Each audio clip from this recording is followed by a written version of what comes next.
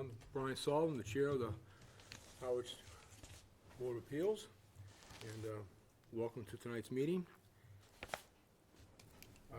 This meeting of the Harwich Board of Appeals on this date, November 29th.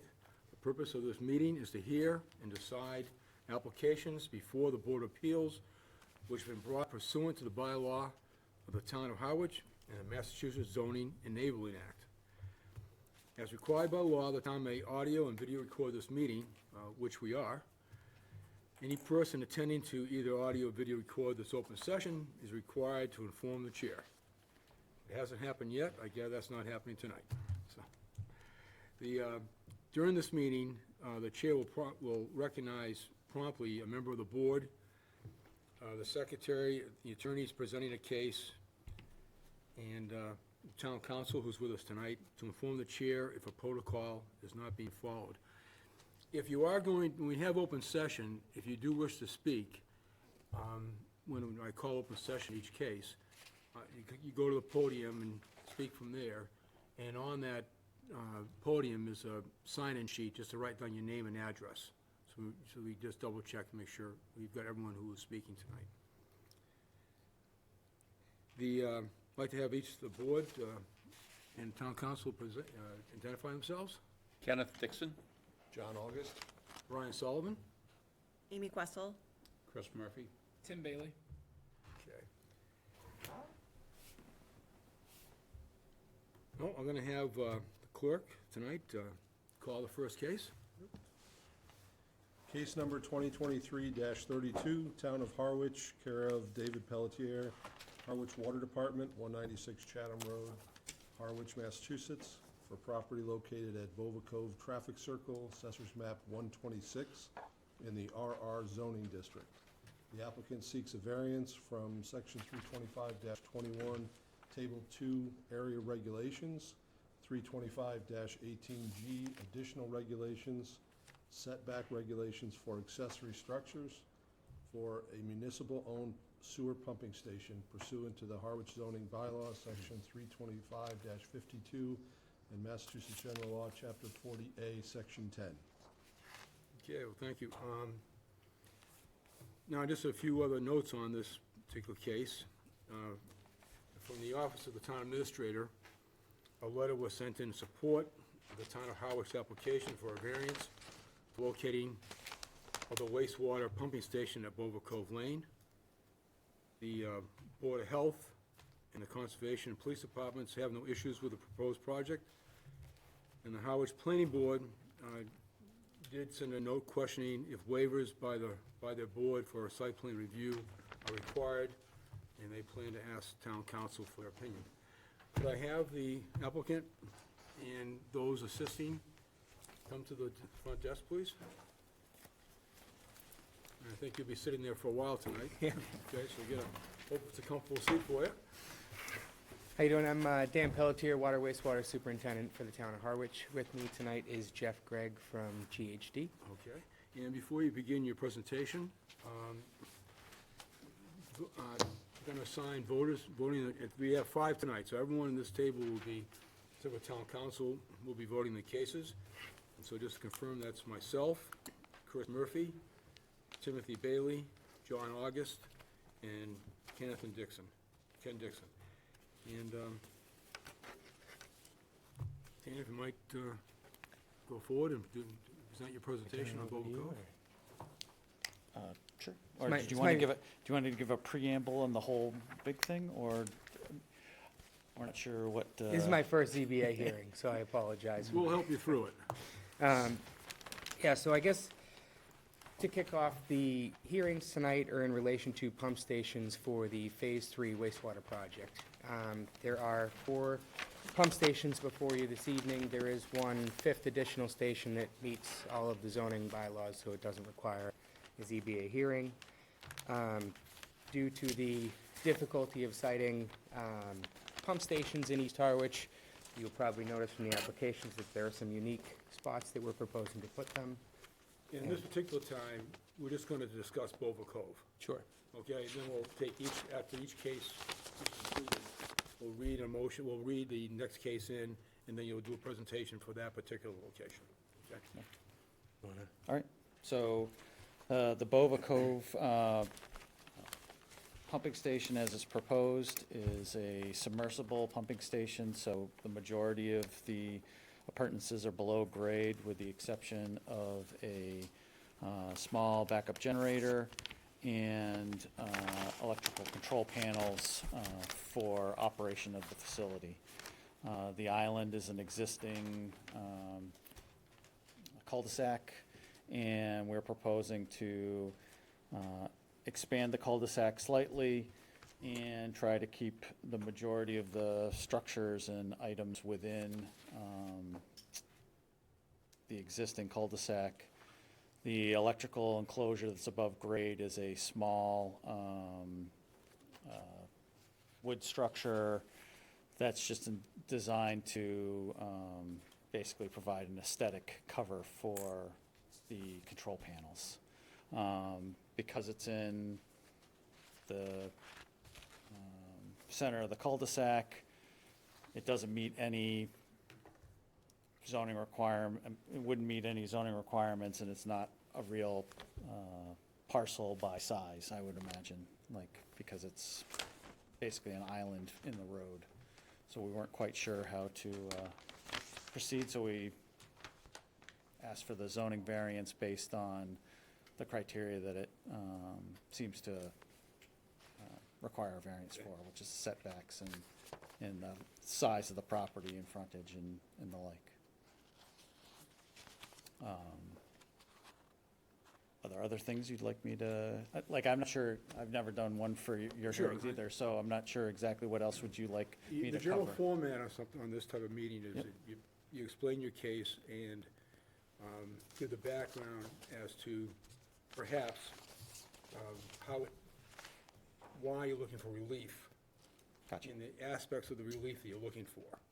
In okay, this case, dimensional requirements, area requirements, and certainly town council can also, add to the picture regarding what needs to be addressed here tonight.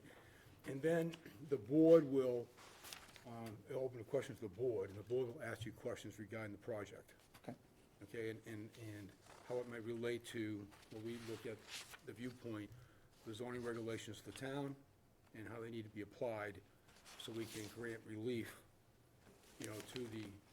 to the water department, the sewer department, to construct these pumping stations.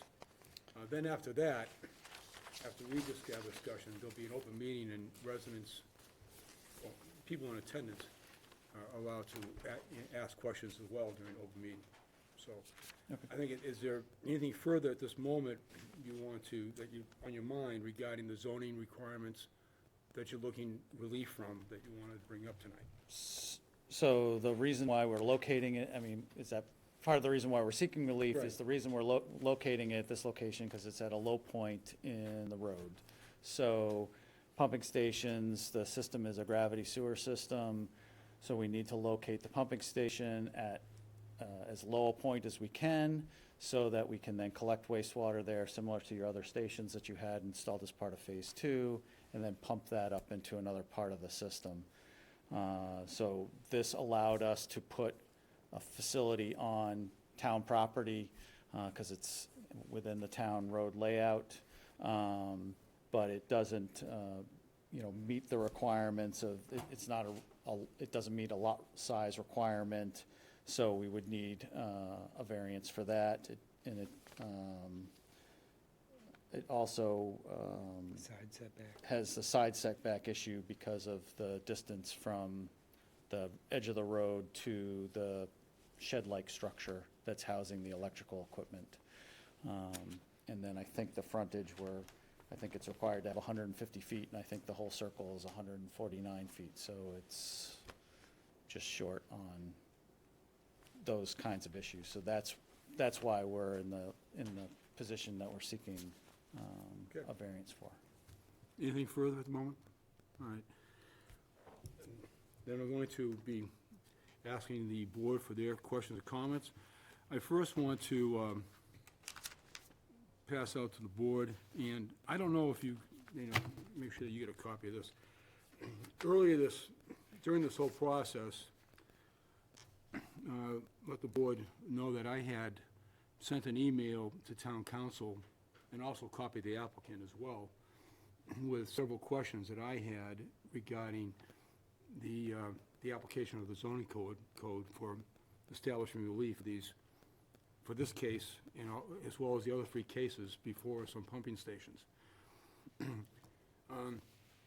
I did not, because in the past, I've often copied all the board members regarding my memos to town council, because I might ask questions, but in this case, I kind of implied a little bit my concerns, or in a way, an opinion, and so it was best for me not to pass out, my memo to the board, nor town council's response, just to keep within open meeting laws.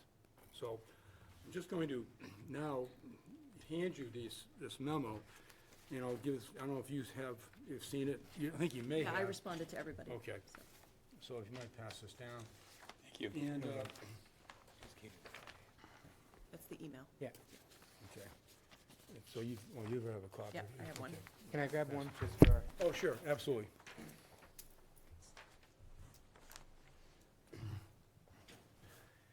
And I guess in going through this, I want to briefly go through it, if that's appropriate, just so I can, if there are any questions at all, and as we may answer some of all of our questions that you might have had prior to the meeting regarding the application of the zoning.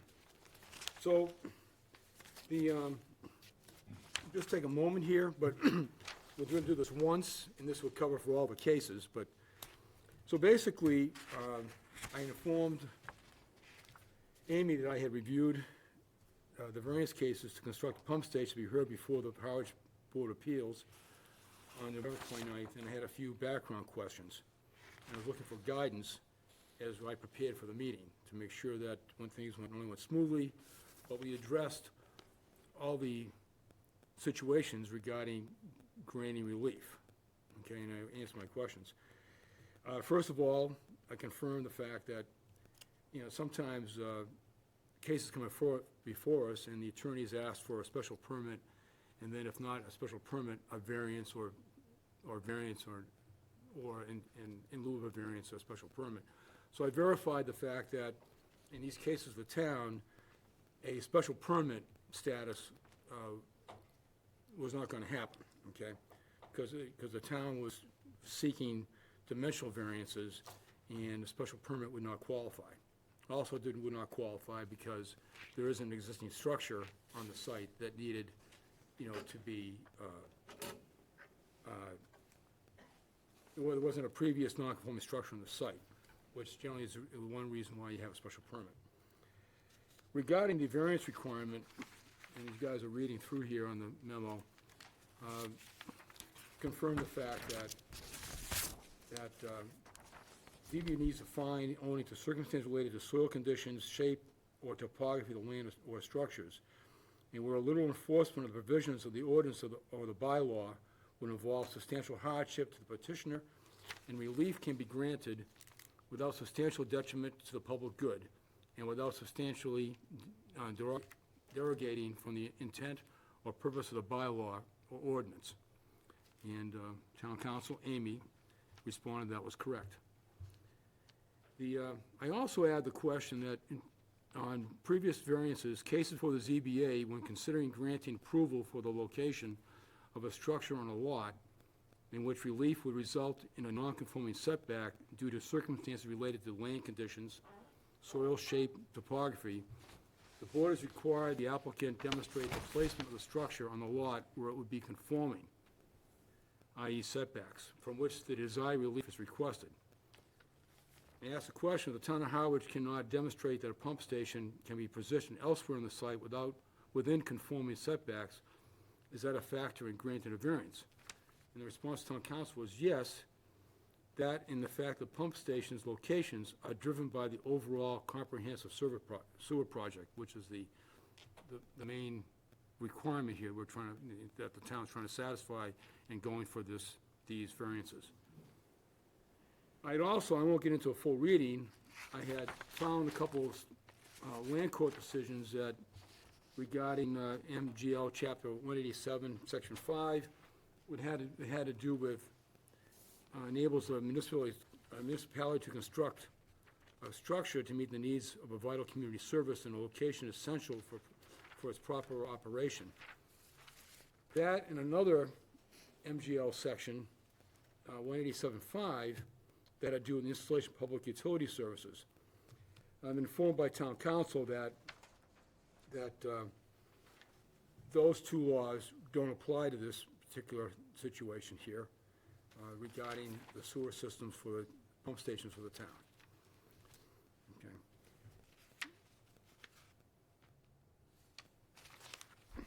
And so basically, town council has indicated that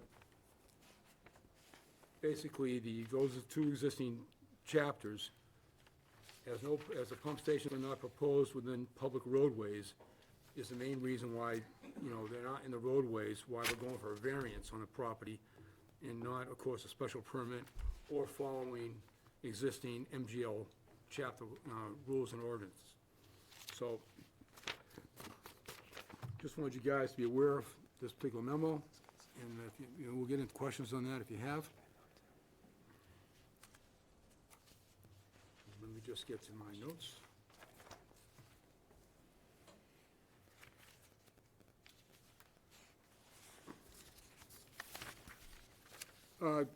One thing that I also had been before and came to realize is in many of your applications, for this case and others, you're looking for a 5-foot setback, was in the applications as being required.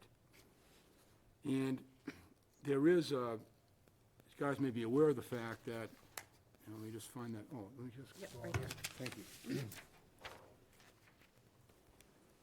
But I think that was one question I have, that generally on setbacks of any structure in town, the shortest setback we have in town is 10 feet for one particular application. But as it turns out, these buildings that are being proposed by the town, one in Bover Cove and two other sites are under 100 square feet as far as land area. Okay, actually the footprint's under 100 square feet. So it qualifies basically as an accessory building and qualifies as a shed pretty much, because it's under 100 square feet as far as the pad. Now, a shed in anyone's residence is an accessory building, and you need to have a primary building to have an accessory building. So a shed by itself is not an accessory building. Now, the case here is requested relief because of setbacks for an accessory building. Now, as it turns out, the sewer piping that's going through these sites is the main structure. So the shed is an accessory building to the piping, To the overall the sewer overall plan. sewer plant. Yes. Whereas, so I had a question regarding how do you have an accessory building when you don't have a main structure? The main structure is the sewer network. So that where applicable, the 5-foot setback for these accessory buildings, is conforming. Okay? So just one of the things that came a long way here as we prepared for the meeting.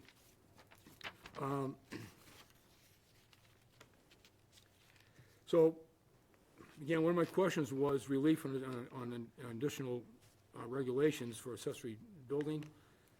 It can't be an accessory structure, as an accessory structure because of the pump station. Piping is considered the main structure, so there won't be, from what I can see, any issues regarding, that part of the relief that's being required. For this circle, is there a lot number? I think it's 0. I think it, I don't think. I don't there's think it's no- been okay, So there's no lot number.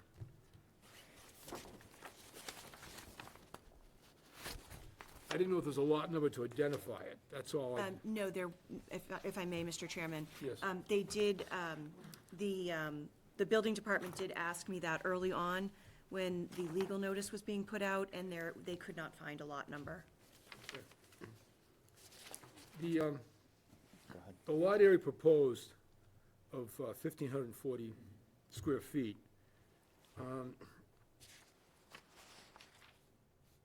no portion of that's on the designated right-of-way, or is it? It's just, I think the circle is within the road layout. What I don't recall on this one is if it showed up on your assessors like a parcel, like you could click No, on it. It doesn't show up as a parcel. Yeah, so I think it actually falls into Road layout. road layout. That's why we struggled with what to do with this, so we figured Sure, we'd I be understand. conservative and seek a variance and go from there. and you mentioned that, you mentioned that the cul-de-sac's being expanded. All we're doing is, on the western side, we're bumping the cul-de-sac piece out, just the center of the cul-de-sac out. We're not changing anything to the road, in terms of the overall outside The outside dimensions edges of it. remain the same. Outside edges remaining the same. We're just adjusting a little point on the front end that doesn't impact traffic. Okay, sorry, I turned this off. We're kind of making it more egg-shaped than round, trying to keep the structures actually out of the roadway if we can, or at least some of them. That was the intent. Ken, starting with you, do you have any questions? Well, I do, specifically about the fact that if we're going to determine that this is in the roadway, looking at our attorney's opinion on page 3, it says, "In my opinion, zoning requirements will not apply only if the pump stations are within the road layout." And I think I heard them just say this entire station is within the road layout. I'm not sure they're certain that it's actually within the entire road layout that was taken. You know, when you go to town meeting and you accept the roadway, I'm not sure if all of the entire circle was within that, so I think just trying to be conservative, because they're not certain, they're here for the variance. Okay. No other questions? I guess to follow up on that, is there uncertainty as to whether the town owns the circle? No, So the town owns both the roadway and the circle. right, so it depends on what was taken at town meeting, what was accepted at town meeting. So the question is whether or not it's a separate lot Right. or part of the roadway. Right. Is that what, my question was gonna be for the setback is, you mentioned you're being conservative. If the town owns both properties, why wouldn't the setback be from the other side of the road? The measurement, in which case it's gonna be 30-some odd feet and not a conflict. Trying to be conservative. Yeah. And one of, Trying to be conservative, may have gone to the requirement Right. for. so one of the reasons there is confusion is because if you have a developer come in with a subdivision, and they create a subdivision, and if they put drainage or something in the center of the cul-de-sac, sometimes the town, when it accepts the roadway, it doesn't accept the drainage. And so it will just accept the paved roadway, because the town doesn't want to have to deal with the drainage. Sometimes they accept the drainage and the roadway. So there are circumstances where the cul-de-sac would not be accepted by town meeting. So that's why, just to be careful. I'm just thinking of the calculation of the setback, which seems to be one of the things we need to grant a variance for. The town owns both. Right, I agree. The It would all setback merge seems like it's a together. lot further than measuring it from the curb, right? The interior curb, if you went to the exterior curb.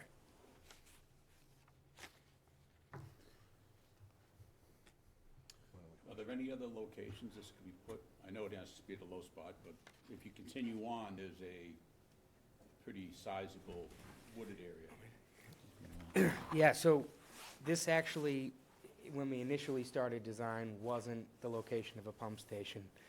The reason we ended up having to add this one was due to the high-pressure gas main that they put in a few years ago on Route 39. So we needed to shallow up our pipe so that we weren't digging 25 feet deep next to the high-pressure gas main. So in bringing that pipe up, this was the next feasible lowest point for a pump station. But if you extended it back, can you do that? Extend it into that wooded area, which I guess further east? This Like- was, oh, That might be someone's property, I just drove by it. Oh, east, yes. Yeah. So I did actually, I went out and met with, I think, all but maybe one or two of the residents of Bova Cove, and the property owner that owns that section where the hydrant is behind to the east. In discussions with them, they had relayed that they would rather see it in the island than grant an easement on their property for the pump station.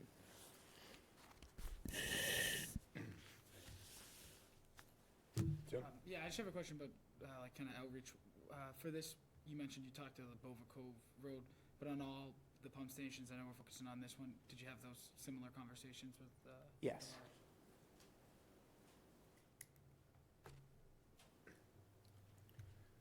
Can you discuss, as far as when this pump station is in operation, what noise factor it may be? Sure. So, as Jeff had mentioned, this is a submersible pumping station, so all the pumps and equipment is Below grade. 15 feet, 20 feet below grade. So when the pumps run during normal operations, there really isn't anything to be heard outside of the station. We do have the generator on site, which will exercise, once a week for a half hour or so, which would, be noisy. We can adjust the time for the generator so that it is desirable to the abutters. And in periods of extended power outage, the generator also be running in that event. What type of fuel is the generator using? propane. Natural gas. And that's a line that's buried in the ground? Sorry, I shouldn't have said, I don't know why I said propane. My apologies. Now, being a generator, and of course, I'm sure it's a little bit bigger than one I have next to my house, but I have to be concerned about snowstorms and so forth, making sure that it's, the generator has got breathing room and so forth. Is that gonna be, obviously, maintained properly so that Yeah. after a snowstorm, everyone's out there to clear? Yeah, these things? absolutely. The town staff would be responsible for clearing, access to the pump station, generator, those sorts of things. We also maintain service contracts with generator maintenance companies, so they come in once or twice a year to service the equipment. So as far as it being maintained, that is something that we regularly practice. Now, on some of the sites, you have a paved or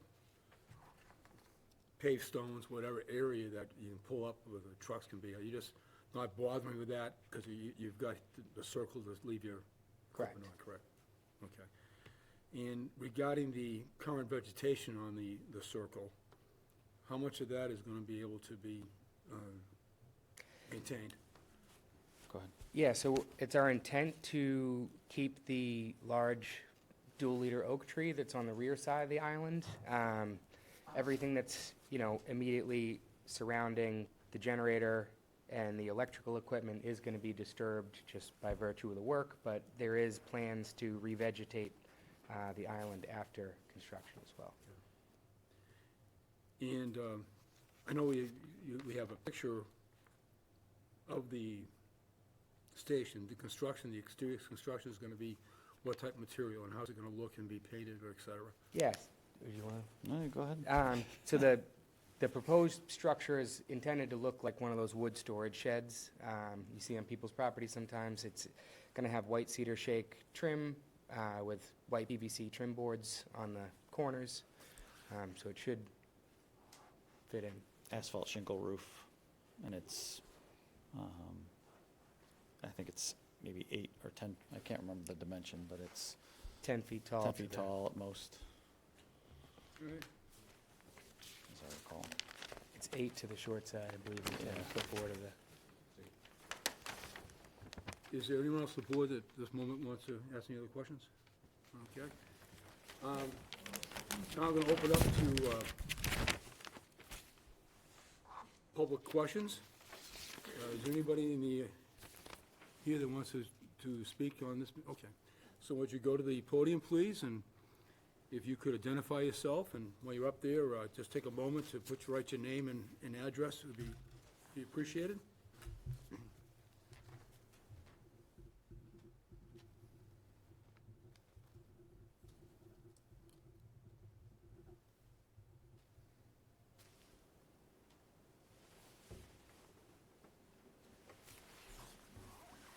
And your name, please.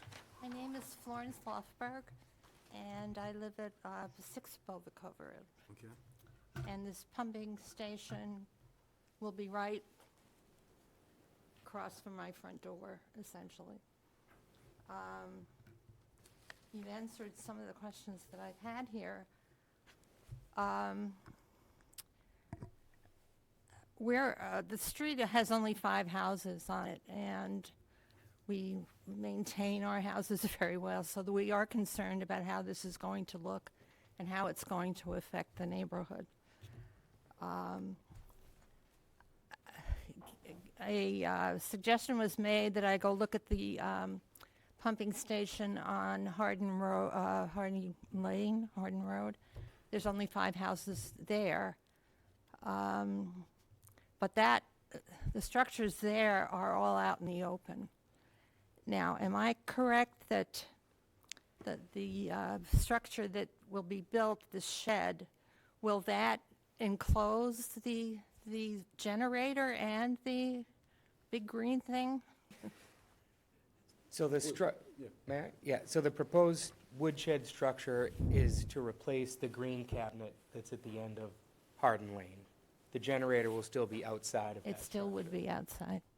And how many houses will this pumping station service? 30 to 40? 30 to 40? 30 to 40? 30 to 40?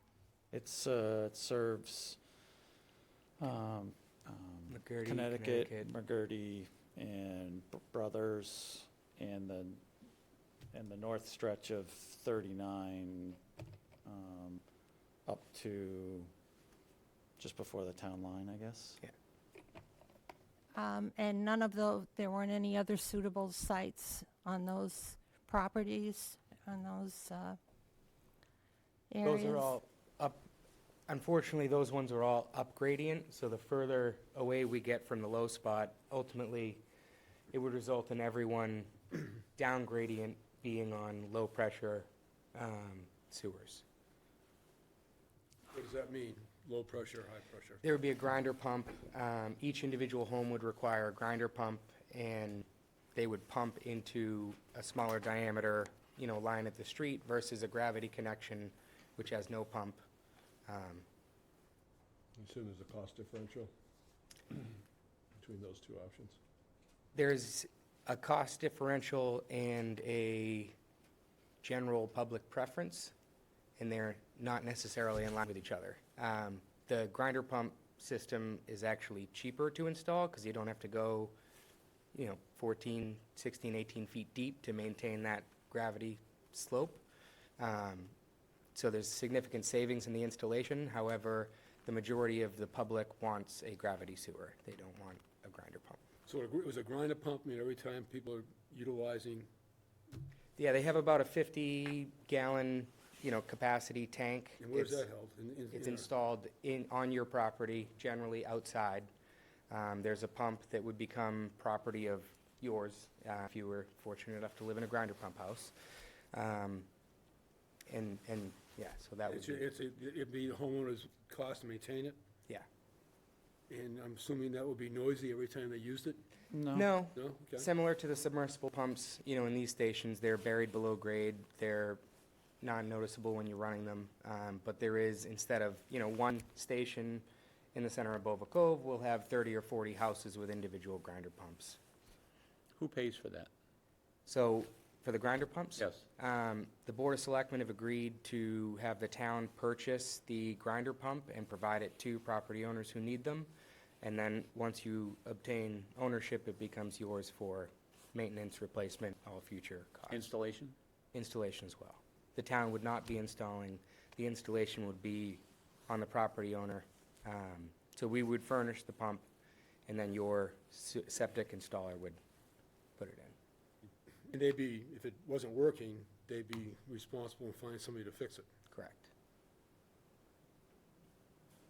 Sounds like a hassle.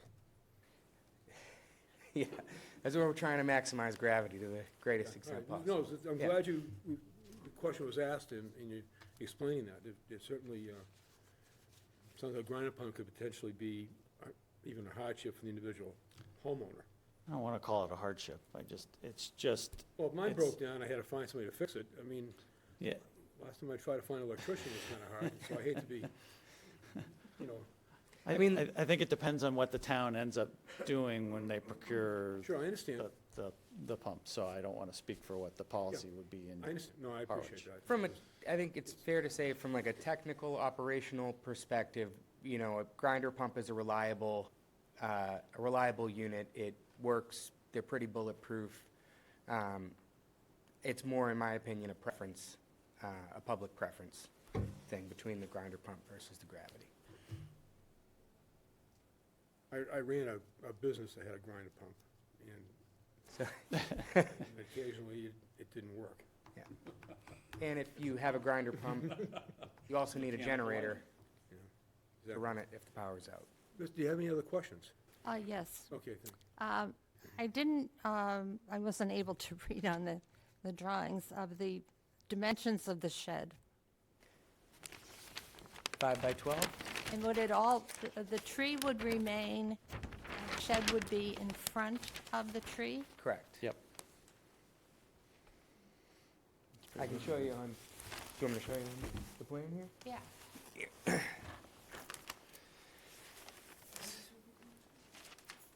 Yes. I This couldn't is see our, this close. is the existing big oak tree, that squiggly line there. Any other neighbors, please step up and look at this. Don't hesitate. So this is the big oak, which we're planning to keep. This is the electrical cabinet with the woodshed aesthetics. Generator is behind. And then these are-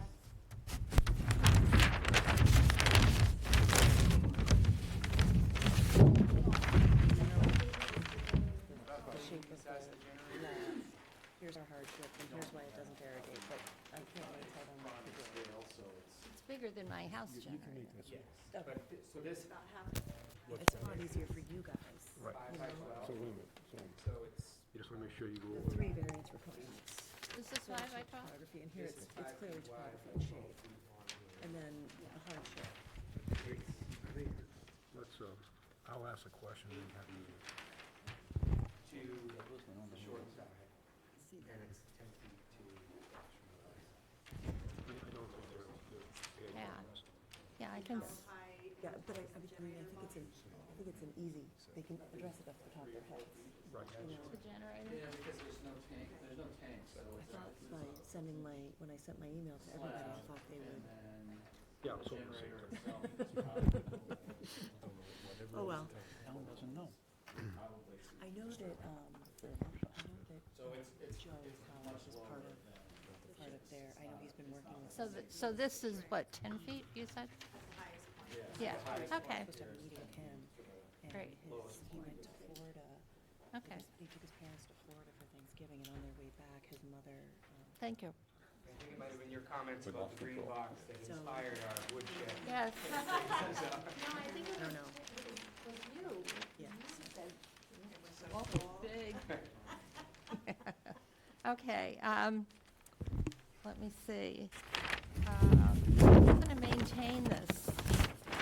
In other words, in the summer, when it's really hot and the bushes need to be watered, Yeah, sure, do I do that, or does the town, or you pay me and I'll water it, or what happens here?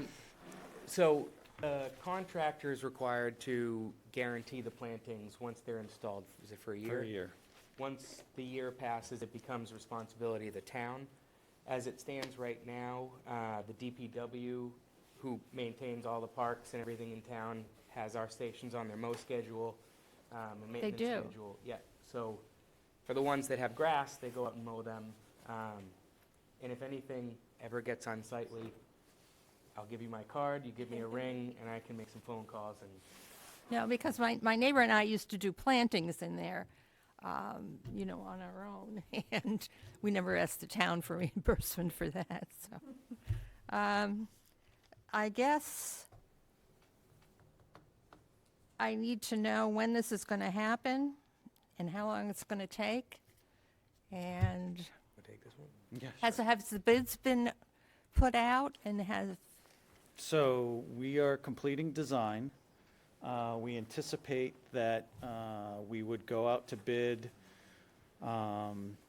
presuming we get through the rest of the zoning board and easements and the other pieces.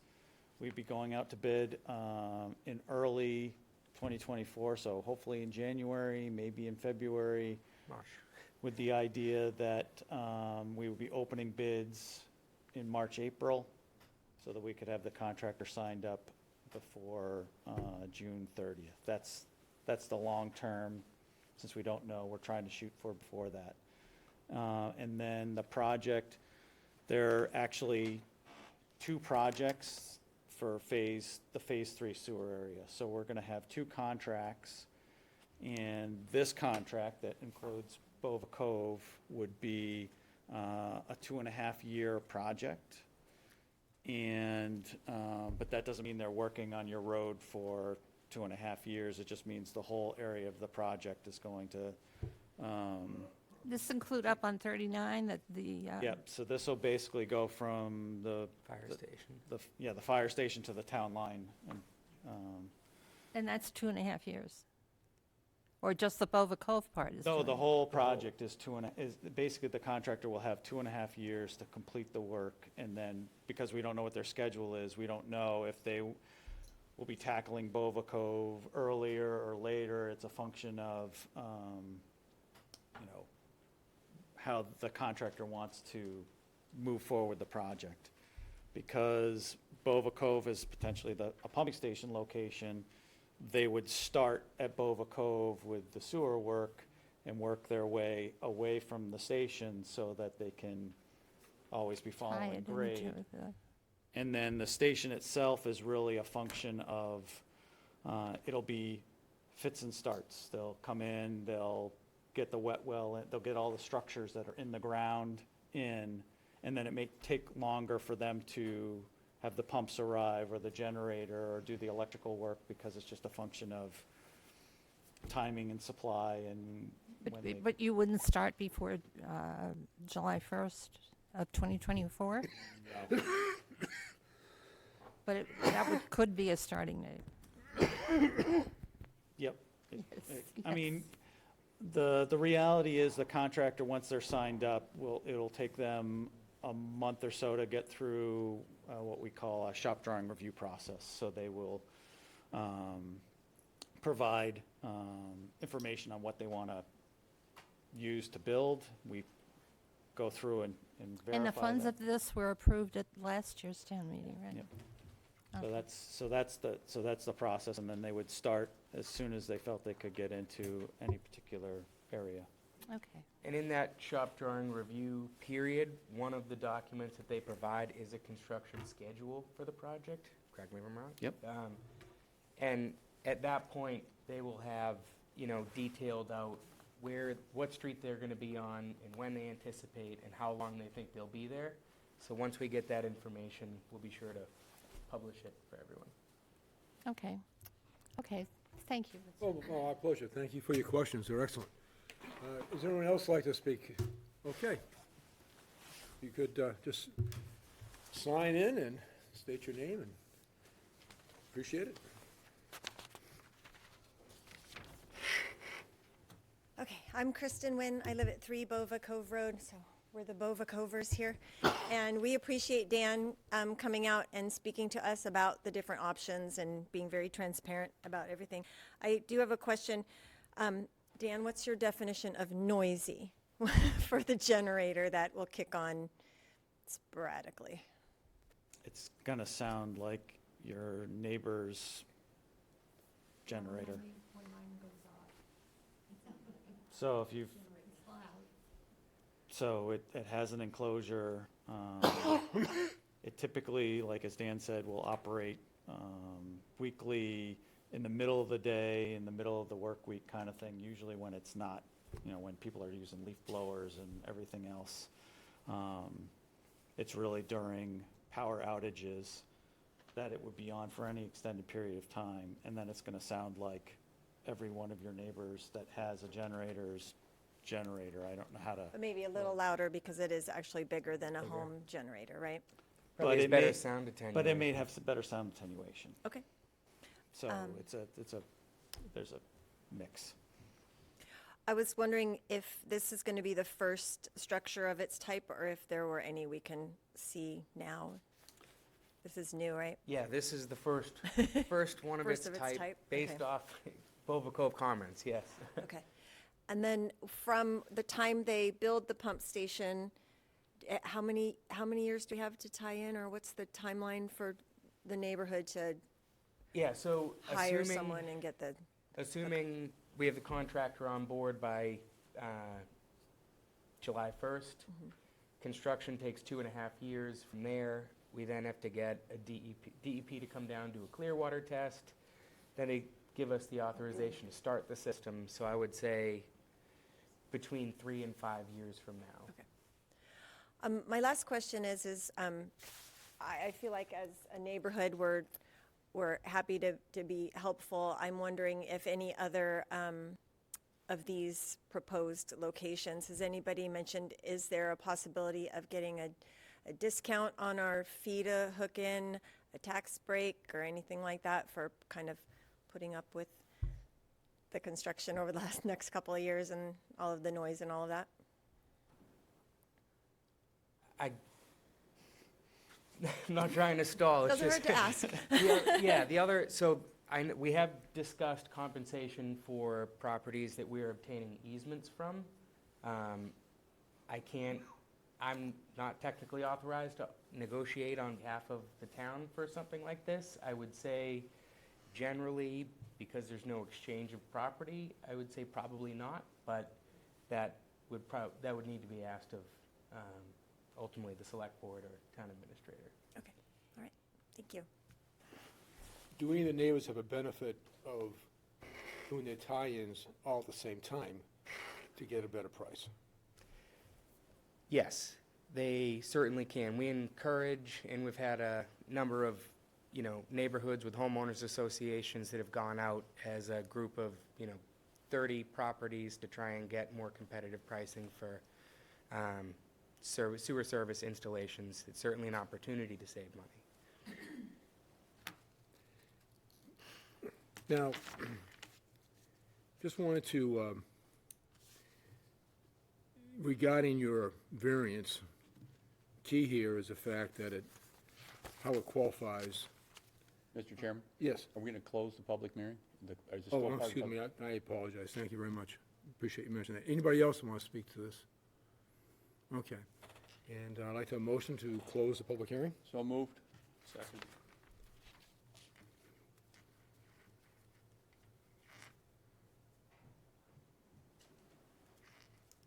I'm sorry, who seconded? Chris? Okay. And I'd like to have all those in favor of closing public hearing? Aye. Okay. Okay.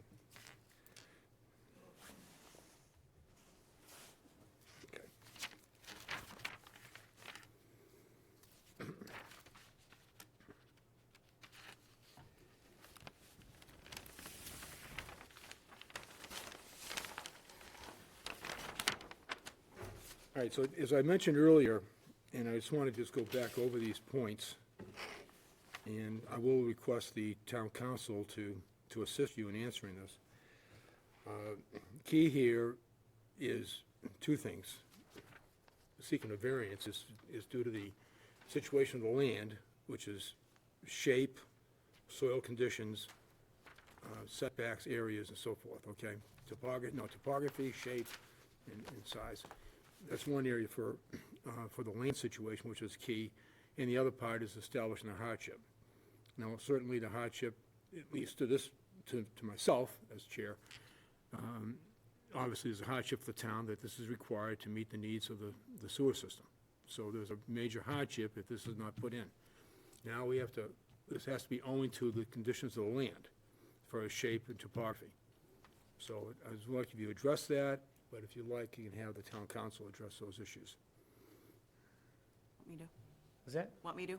Sure. So, from what I've heard, the soil shape topography, which is the first prong of a variance, here you have the shape of the lot, I don't even know if we're gonna call it a lot, the shape of the property, plus also the topography, because it has to be at the low point. The hardship, the chair already mentioned the hardship, and then, without derogating from the intent of the bylaw, one of the issues, one of the purposes of the zoning bylaw is for health and safety. It's a health and safety purpose, and obviously, the overall comprehensive sewer plan will go towards the health and safety of the residents of Harwich. So, I think that if this board, if the board agrees, it appears that they can meet the three prongs of a variance. Any entertain additional discussion by the board regarding this case? Okay. Now I'll hear a motion to close discussion. So moved. Okay.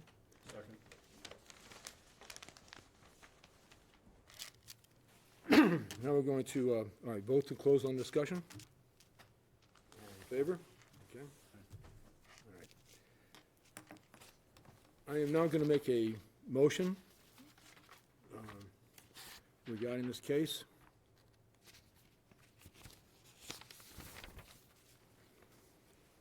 Case number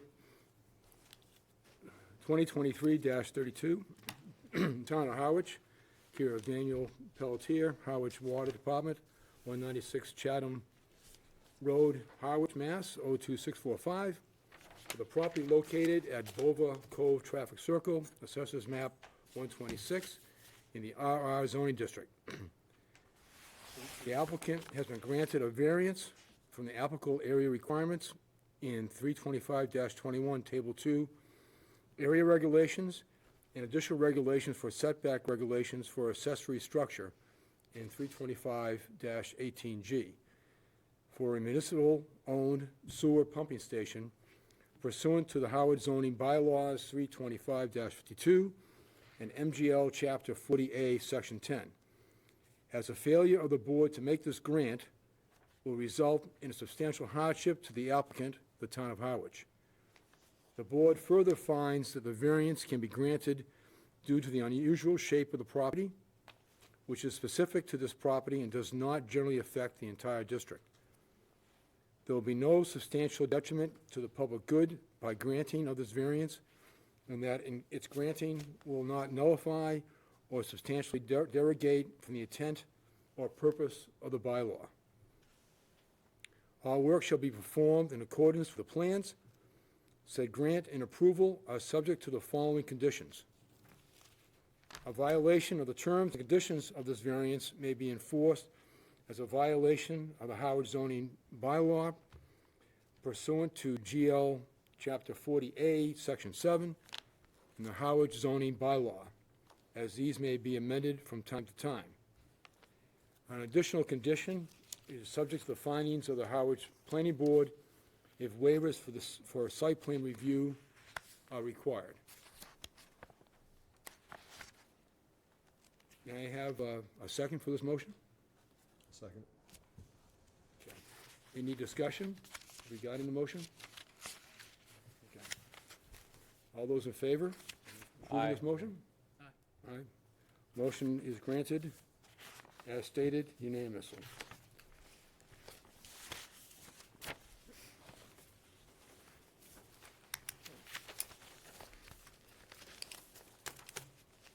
Now, we're going to do the second case now, and both time-wise, I expect a lot of the questions have been asked regarding how these are being constructed and so forth, so it should go a little bit quicker. Just give me a moment here to...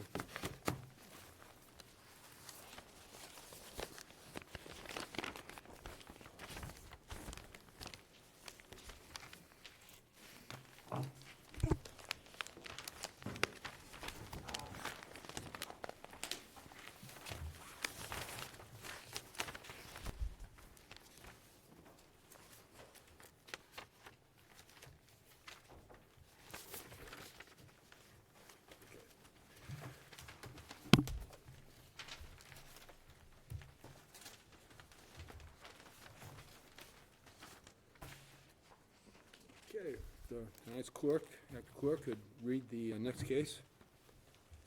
Case number 2023-33, Standing Woods Association, care of Joseph F. Powers, Town of Harwich, 732 Main Street, Harwich, Mass. 02645, for property located at 0 Standish Wood Circle, Assessors Map 112, Parcel C5-64, in the RR zoning district.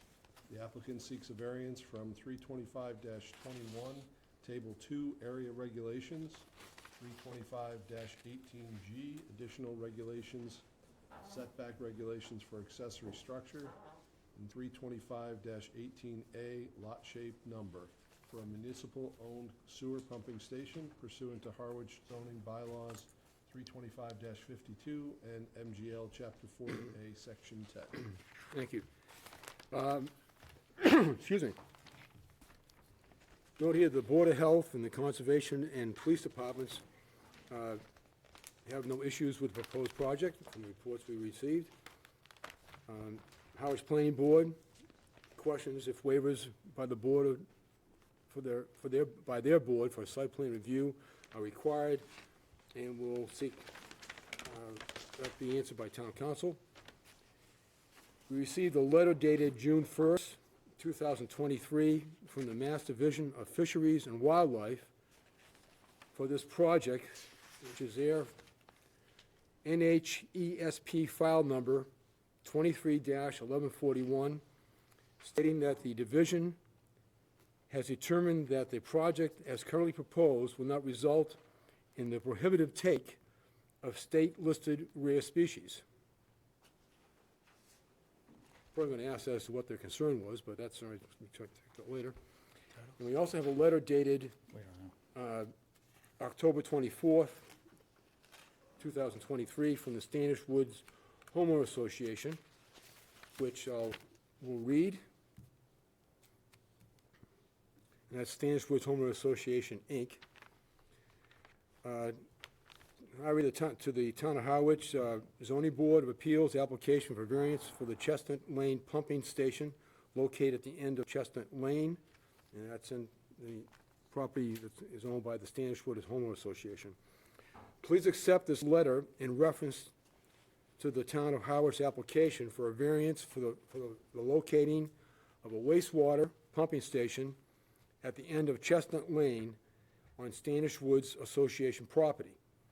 The Standish Woods Homeowner Association, Inc., owners of the record of parcels 112-C5-64 and 116-C5-65, hereby authorize the Town of Harwich, Mass., and the engineering consultant, GHD, Inc., to file and submit the Zoning Board of Appeals application and other requested documents related to this process.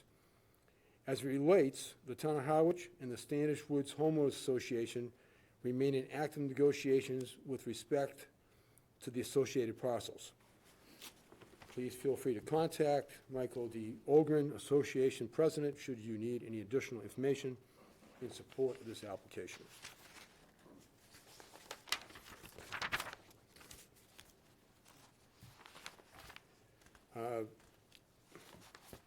Assigned voting, there are 5 board members here, be myself, Chris Murphy, Timothy Bailey, John August, and Ken Dixon.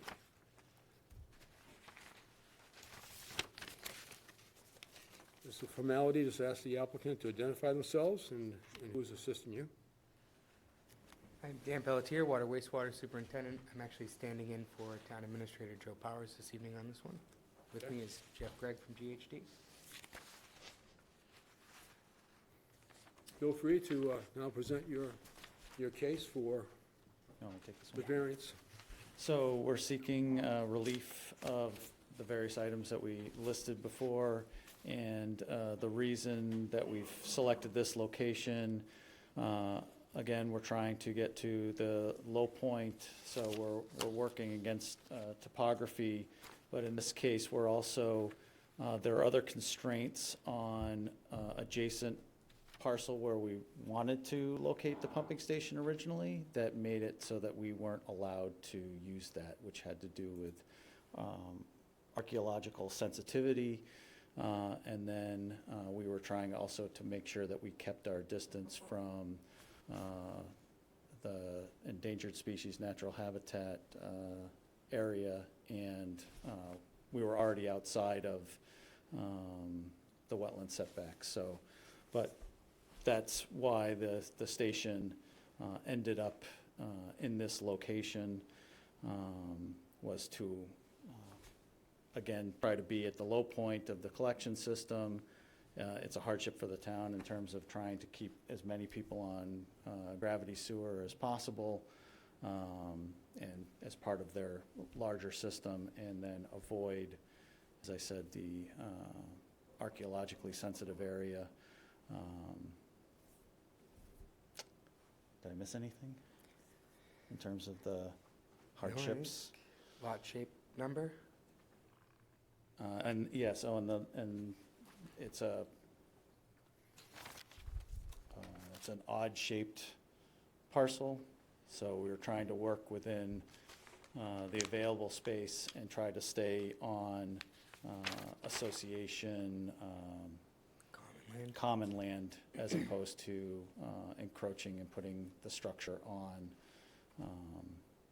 a private residence's property.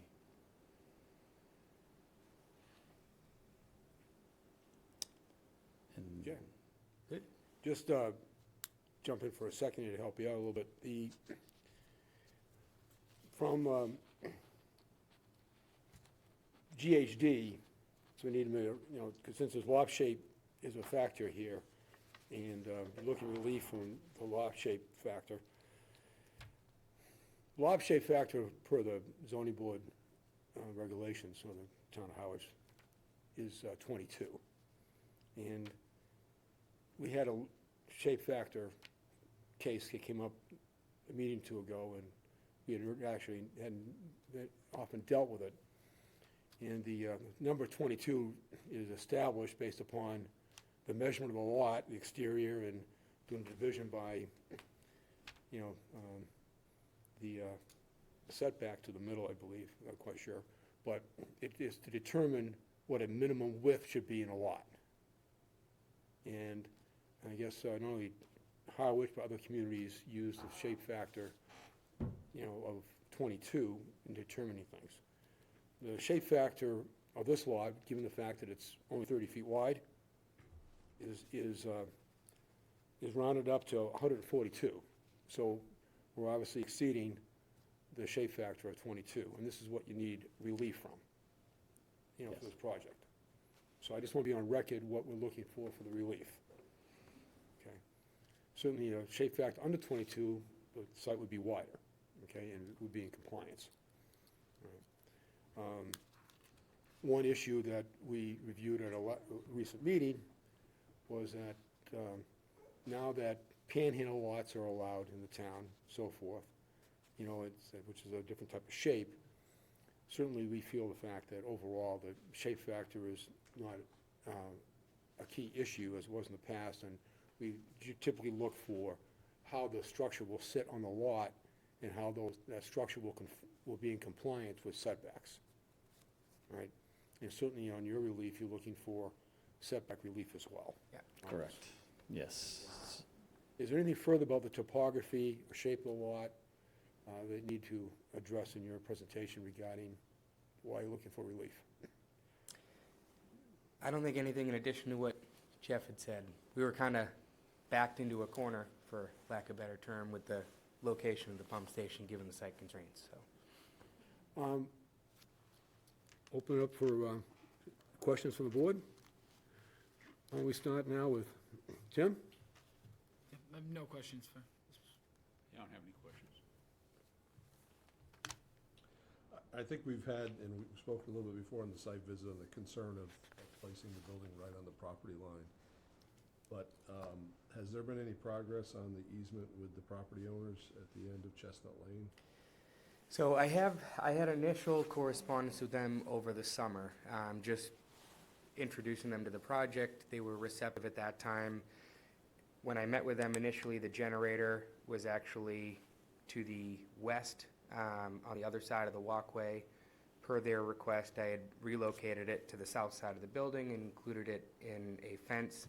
I had reached out to them to see if I could get a letter of support in advance of this meeting. This was towards the end of last week. They currently live in Florida this time of the year.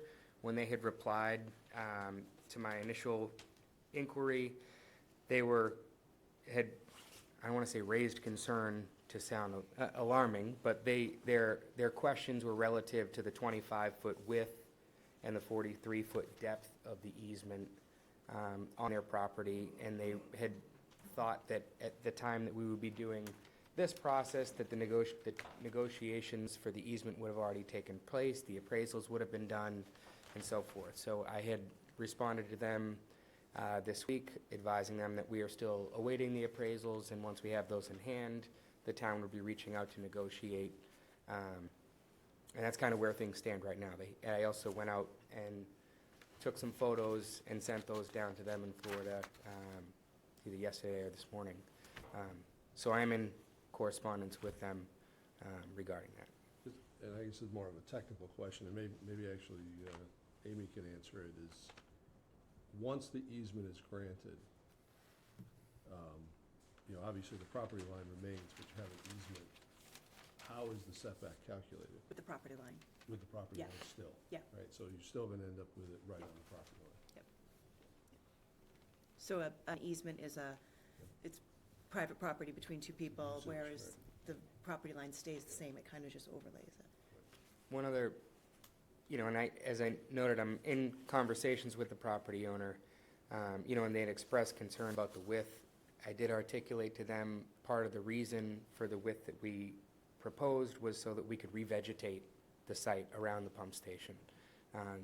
We can't, as a municipality, do work on private property without an easement or a right of entry. So this gives us access to revegetate, as well as if we ever had to replace the generator on the back side of the building, we could access it without trespassing on private property. Thank you. So I guess it's not a conditional variance. If we issue this variance and you don't procure the easements, what happens? So, and Jeff and I kind of talked about this yesterday. Ultimately, we would try and have to shift the building into the 30-foot right-of-way, relocate the walkway, and we would still be 5 feet away from the property, just about. The edge of the apron for the doorway would still be on the property line if we centered it in the common land owned by Standish Woods. So that means to me what? We basically still have a zero setback from the property line, and we would just be closer to the eastern property line. So instead of So if roughly they 10 don't- feet off. If they don't get the if they don't get the easements, including the one from Standish Woods, they would not exercise the variance because they would have to find a different location, probably. Okay. So the variance just wouldn't be exercised. All right, no other questions? In looking at the plans, I didn't realize the easement that, and I don't know the address of Chestnut Lane on the abutter, what it is. 43. Is it what? 43. Okay. So the easement looking for at 43 Chestnut Lane, and looking at the plans, I didn't realize it was going to be 25 feet wide on their property. How much of that 25 feet is going to be improved with, you mentioned using block. Forest pavers, yeah. Yes, how much of that will be paved with the pavers, by 25 feet? Like 4 to 5 feet wide. All right, that's what I thought. So it's basically a 5-foot wide area that you're going to be paving, but you need another 20 feet to the right of it? So I'm assuming the 5 feet of pavement is going to be up to the lot line. So- What you're allowed to do to the lot line. So what we wanted to do is give ourselves enough flexibility so when they go to actually construct the building, we're not right up against wherever that limit of the easement is for construction. So by giving ourselves 25 feet, the contractor actually has some room the site is obviously with the 25 feet and the 30 is only 55 feet wide. So it's a very narrow spot to be doing the work. So we're trying to give them as much flexibility as Okay, possible. no- So the town was still going through negotiations, so we proposed 25 feet. We haven't, the town hasn't finished that negotiation. When they finish that negotiation, whatever that distance is the distance we work with, and the contractor will just be confined to, build within a smaller area if they have to. They asked for no improvements besides, landscaping essentially and walkway beyond their property at all. So that's why we moved the generator, and the building is staying on the Standish Woods parcel. So after the walkway is put in, or that 4 to 5 foot area, are you going to be putting in landscaping, trees to the, if you're facing from the road to the right of it? So Yes. blocking off the, Yeah, so as you see in the plan that we submitted, you'll see 4 large circles where that's the initial proposed tree plantings to basically provide additional buffer between the property owner and there. And then as they negotiate, they could negotiate additional landscaping if they so desire. I think the town is, at this point, amenable to trying to, address landscaping concerns and things like that. So this is what's being proposed, but the town is in active negotiation, so with folks at 43, 43, yep. For the easement. Correct. Yep. Okay. Just curiosity, if there were zero constraints with the, archaeological and other issues, would you have moved it farther to the east or to the west? It would have been to the north. It would have been farther than north. Yep. It would have Otherwise, been basically a direction mirror north. image of where it is right now. It'd be on C565. What's the archaeological? Farther towards the water. We're not really allowed to, so we can basically say that there's an archaeologically sensitive area, and by Mass General Law, we're not really allowed to elaborate on what Really? that is. I guess I will leave it at that, and we So I can get my have. metal detector, we get down there, see what I can find? So that, it's still, it's kind of like the natural heritage. They usually don't identify what the sensitive Wasn't aware of that. animal is as well, because they obviously don't want someone going in and Moving box moving, turtles. yes. So, The, Can I note oh, something please, as no, well? this is yours. Just a difference between this station and the other 3. This is proposed to be a structure, a physical building, as opposed to the woodshed style like the other 3. So I just wanted to point that out. Yes, I believe it's either 16 by 16 or 18 by 18. 18 by 18, 18 by 18. And it's going to be 15, 16 feet high? yes. Yes. Okay. Is that because it's a bigger pumping station, higher volume? It actually has, the pumps are inside the station. Not below ground. Correct. No, correct. So it's similar to what is the station that? Church Street, On Church Street. Church Street. at the top of Church Street. Now, is that still, because of the piping situation, the sewer, is that still considered an accessory building? Probably. Yes, because it's part of the overall scheme, the whole sewer project. Right. But obviously, its square footage is above the 100 feet Right. for It is, the, yeah, so they need a 5-foot shed. setback variance. so you need a, right. Well, the other situation may not have needed a setback variance because it just was to be at 5 safe. feet. This one is required because it's over that 100 feet for a shed. Okay. Anyways, just so I can man a record here, there's, the association is in discussions for an easement on 2 parcels there, but the building is gonna reside just on, I think, 112 C564. Correct. Correct. Okay. And the other easement you're going for the other parcel, that's gonna be for piping, is that correct? Correct. All right.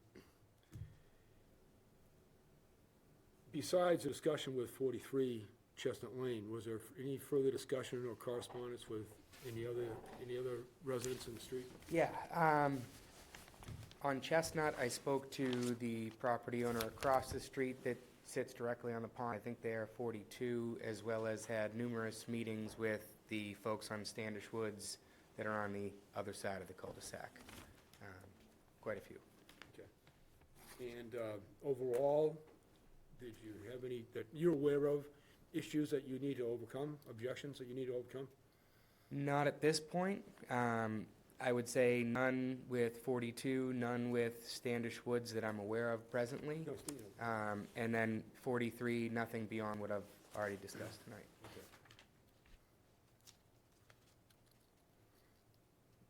Any other questions for the board at the moment? Okay. I'd like to open this up to discussion, open meeting. And is there anybody in the public that would like to speak to this case? All right. Hearing none, I'll entertain a motion to close the open discussion. So moved. Second.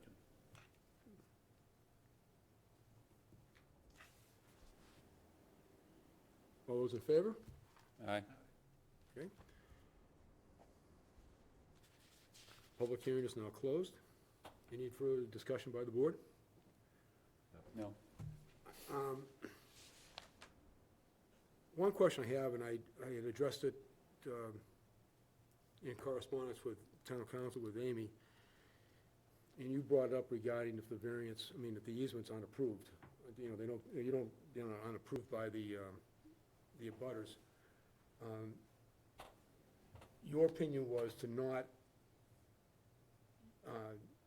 indicate in the motion that it was subject to easements being granted by, or, Correct, because that's more of a private property issue. They can't build it without the easement. So they can't exercise the variance without the easement. but how does that how does that get indicated in the motion, in our decision that they can't go forward without the easements? Because if they did, they would be trespassing. So I think on this one, technically, I believe if 43 said, absolutely not, we're not giving you a square inch of our property, by way of the easement from Standish Woods across lot 65, we could, I guess in my opinion, technically still access that pump station. But you still need the easement from Standish Woods. Correct, Yes. yes. Yes, if you don't get both, then we can't build the station there. If you get the Standish Woods, but don't get 43, you can conceivably still build the station without. So my key question is, there's no So- requirement for us to include any type of condition. No. Okay. And in fact, if you required that they get if you required that they had to, say, record the easement from Standish Woods and Chestnut prior to construction, then if they didn't get the variance from Chestnut, but they can still construct it, they would go to the building department, and the building department would not give them a building permit. They'd have to come back and get a new variance. Okay. Because you really can't modify a variance, they'd have to get a whole new variance. So, because it's separate and because it's required, I mean, they cannot build these without the easements. They're well aware of that. They've been working on them for quite a while, I've heard. Okay. So, I don't think it's necessary. All right. Yeah, certainly I don't want to do anything that would cause them to have to come Right. back unnecessarily to the board. Okay. Particularly where these are dimensional variances, meaning they're not for use. They're for they're just the dimensionals. Okay.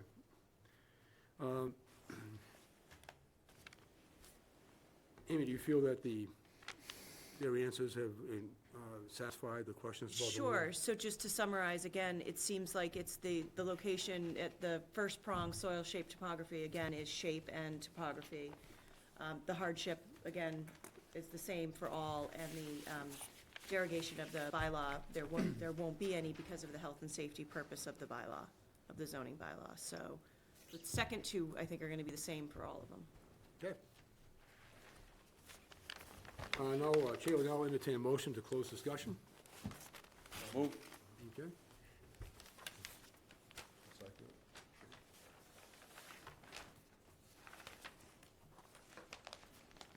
All right. I'm going to make a motion regarding this case. Case number 2023-33, Standards Woods Association.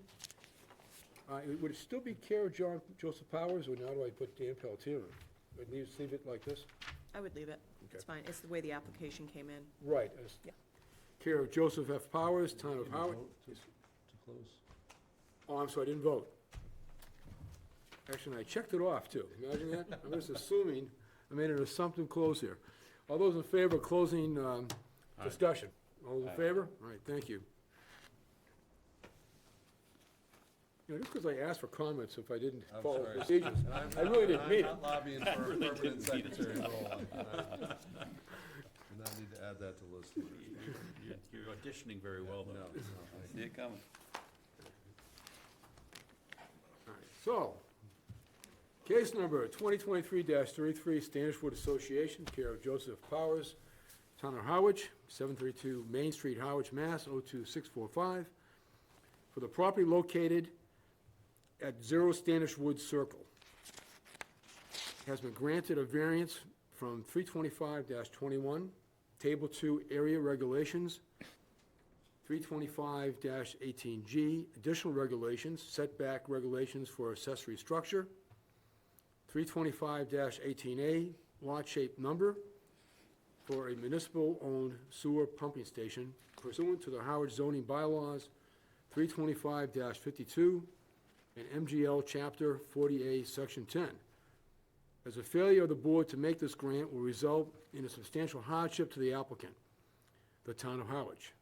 The board further finds that the variance can be granted due to the unusual shape of the property, which is specific to this property and does not generally affect the entire district.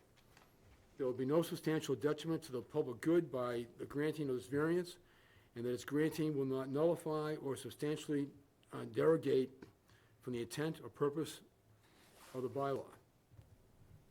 All work shall be performed in accordance with the plans. Said grant and approval are subject to the following conditions.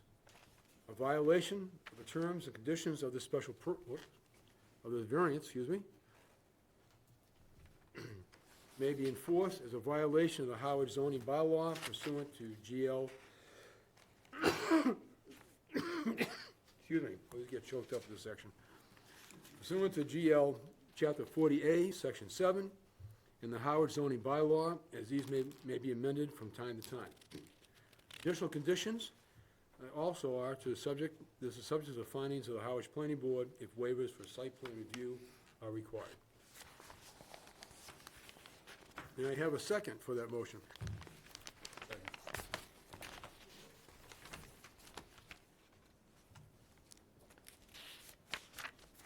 I'll entertain a vote on the motion. All those in favor?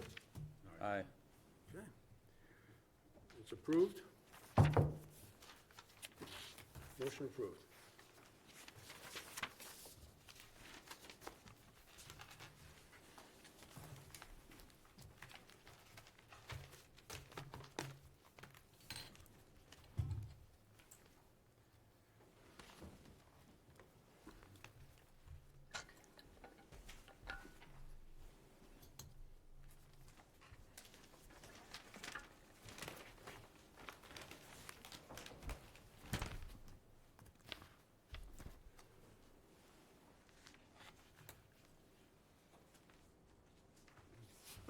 Do you guys need to break it all yet? You all set? We're good. Okay, so I'll just check. Are you good? I'm good. Yep. And, I'll have the clerk read the next case, but we won't proceed until Tim comes back into the room, okay?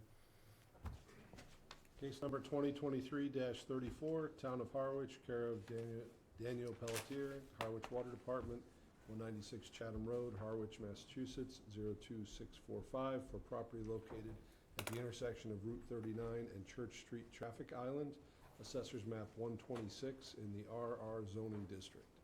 The applicant seeks a variance from 325-21, Table 2, Area Regulations, 325-18G, Additional Regulations, Setback Regulations for Accessory Structure for a municipal-owned sewer pumping station pursuant to the Harwich zoning bylaws, 325-52, and MGL Chapter 40, Section 10. Regarding, excuse me, regarding relevant notices, from the Office of Town Administrator, a letter in support of the Town of Harwich application for a variance for locating a wastewater pumping station at the Rhode Island on Route 39 near the intersection with Church Street. The Board of Health, Conservation, and Police Departments have no issues with the proposed project, and that the Harwich Planning Board questions if waivers by the board for their site plan review are required and plan to ask Town Council. Voting in this case be myself, Chris Murphy, Tim Bailey, John August, and Kenneth Dixon. Again, I ask the applicant to identify themselves and those who are assisting you. Dan Pelletier, Water Wastewater Superintendent for the Town of Harwich. With me is Jeff Gregg from GHD. So before you is a request for relief for the lot area requirement for a pump station proposed at the traffic island on Route 39 and Church Street. And reviewing the application, it appears to meet all other zoning criteria, so we would just be looking for relief from the lot area. The building proposed on this site is similar to the woodshed structure. It is a submersible pump station, so all other equipment would be underground. And it's at the low point to then serve, Kind of the low. well, yeah, I mean, it was done in order to address the town's concern with the gas main on 39 and allow us to shallow up some of the sewer. And so moving it to a different location adds to cost and other impacts. So hence the reason why we're selecting this location to do that, and it was a town-owned property. Okay. John? I don't have any questions. Mr. Chairman, I do, only the question on the application, I'm looking at that. You're talking about your page 3, it said former relief requested is lot area, but on page 1, you're actually relief requested on 3 different statutes. I think that Lot was area, Scribner's. usage, variance usage, as well as setbacks in table 2. Yeah, and we had a discussion when we had submitted it to, and I'm not sure why they had us add Those sections? the other sections. 325-52, is a variance allowed for another usage that's not currently? That's not, the use is allowed. Okay, just again, I'm looking at the application. yeah. Just want to make sure the Yeah. variance we issue is Right. what you need. Yeah, no, I apologize. It was, when we were going through and doing these, the lot area was the one that we had identified, but I think we carried over the other ones. I thought that we had gotten a comment, though, from, and it could have been my mistake, when we got a comment from an initial review of what we had submitted, They had asked us to they add asked the us, sections. they had asked us to add sections, so I added them in, but that was.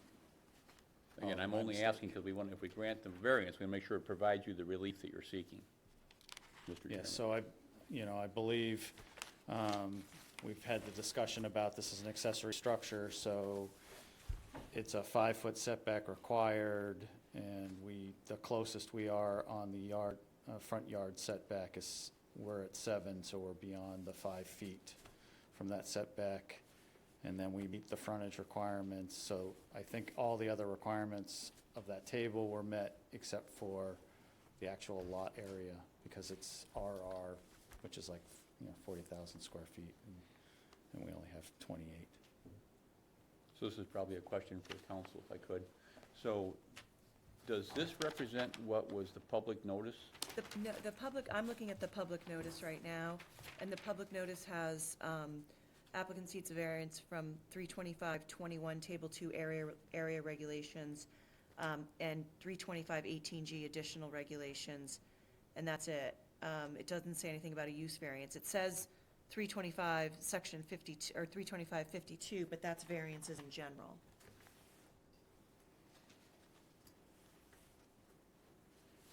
Like it probably appears to be, I'm reading it here, 325-22. Looks like it speaks to usage, but Oh, if no, you're comfortable with 52. that. Huh? It cites 52, Okay, the public notice. So I don't see 22, I don't see Section 22 anywhere all right, on this public notice. no other questions? No We're not, questions? we're not looking for a use. No. Okay, I didn't think so. No questions. Okay, Tim? No questions. Well, I can't go without asking a question.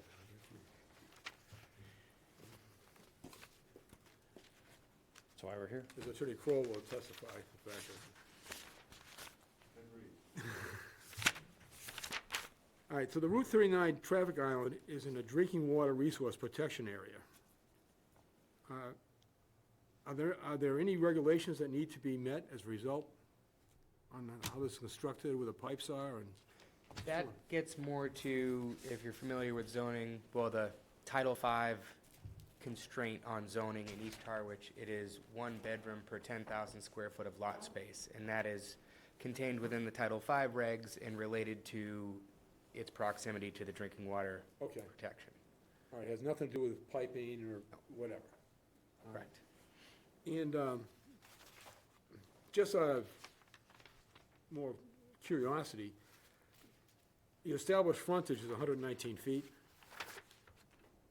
What is the frontage on that island? What is considered frontage there? Just one big circle, I mean, isn't it? That's, so, that was our interpretation of, of the land that abuts roadway. I don't, So is the frontage on, are you looking at the frontage on 39, or are you looking at the frontage on Church, or? Is that the if entire it's, circle? that's the entire, so the frontage that we identified was basically the frontage on all of the, I think it's the combined frontage. Because it's frontage on 3 There's separate frontage on 3 streets. separate Right, roads. actually, Or to 2 me, roads and. it seems like it's a lot longer than 119 feet. But that's- it's not a big deal, I just wanted to, Oh, the it's side 900 setback is 119. Yeah, no, the frontage is 925. oh, excuse me, I'm sorry, the side yard setback 119. Sorry. So you decided one of the streets was a side and went from there? Yeah, we just had to pick, Okay, we had to pick a front, a side, and so it's one of those things where where we have roads on all sides, It's all frontage. we went, yeah, it was all frontage, so we just tried to pick the smallest setback and the smallest, I'm assuming, is there any easement that's there from that's the gas company that have those, has a pad there? I'm not aware of any easement. I believe where that's town-owned property, any easement would have had to have been granted by the select board. Right, I just didn't know where you're putting this lot, this building, this accessory building, if any easement area that is there were none given by identified. the gas company, if you're intruding upon that. That's all, that it was There checked were out. none that were identified as part of the survey as Okay. a recorded easement for that, because I believe it's just a gas main that's in the road, and then it becomes, there There's a may be pad with something 3 around where pipes that, that- Yeah, the gas Yeah. regulator. there may be something around the gas regulator. Hope no one works for the gas company, but I'm gonna say that the gas company doesn't care where they put their pipes. They'll lay it directly on my water pipe or my sewer pipe, so. Well, from when I checked, they seem to have a lot more leeway on this type of thing than Yeah. than the town does, the sewer department does. Yeah. So, okay. This is a site where we have a lot more flexibility. If if something was determined that we needed to be further away from that gas main, we could, the key is we want this location, but we could move the accessory structure to another spot and still be within Island. the island. But any movement would lessen your setbacks, right? 'Cause you're going It over- actually, well, You'd have to move into the narrow.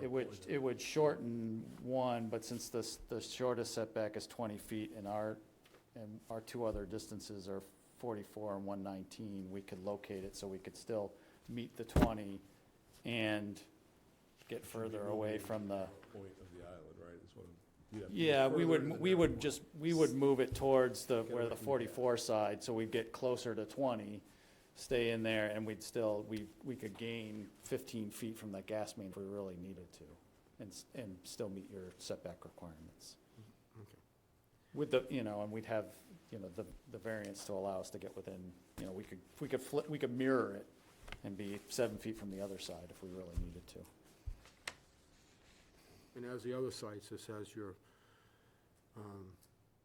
accessory building and the generator there as well. Correct. For the backup power. Yep. And that's also being fed by gas. Yes. Is there anyone in the public that'd like to, we're gonna open this to open meeting, open discussion. Is there anybody in the public that'd like to speak regarding this case? Okay. Well, hearing none, I'd like to make a motion to, I'd like to ask for a motion to close the public hearing. So moved. Second? Okay. And to, have the vote on the closing of the public hearing? Aye.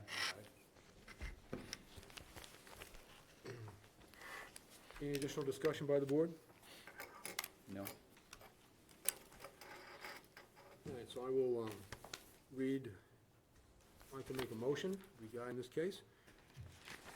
Case number 2023-34, Town of Harwich, care of Daniel Pelletier, Harwich Water Department, 196 Chatham Road, Harwich, Mass. 02645, for the property located at the intersection of Route 39 and Church Street, Traffic Island. Assessors map 126 in the RR zoning district. The Town of Harwich has been granted a variance from applicable area requirements in 325-21, Table 2, area regulations and additional regulations for setback regulations for accessory structure in 325-18G for a municipal-owned sewer pumping station pursuant to the Howard zoning bylaws, 325-52, and MGL Chapter 40A, Section 10. As a failure of the board to make this grant will result in a substantial hardship to the applicant, the Town of Harwich. The board further finds that variance can be granted due to the unusual shape of the property, which is specific to this property and does not generally affect the entire district.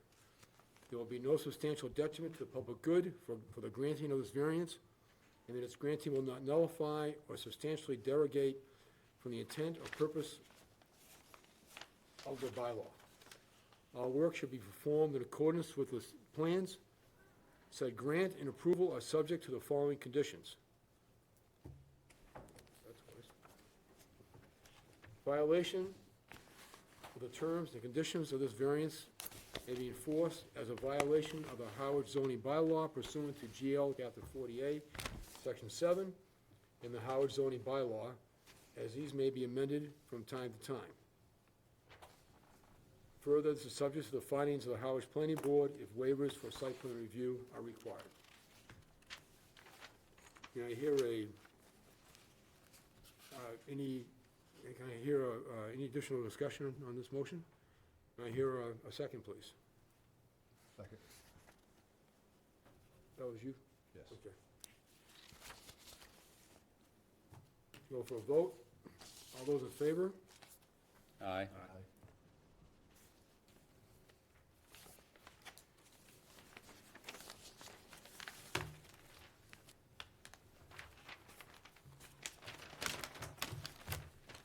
And just to correct myself, I had not entertained a motion to close all discussion, which we're just going to forget about. Is that okay, or we can just do that let's do this now. We'd like to close discussion. So moved. So move, okay? I'll second. So, John, and I'm gonna make a motion on the case, which I just did, so I'm not gonna read it again. So we'll pretend the motion got reread, and we're gonna have the motion again seconded. John again, and we voted. All those in favor? Yes. Aye. Okay.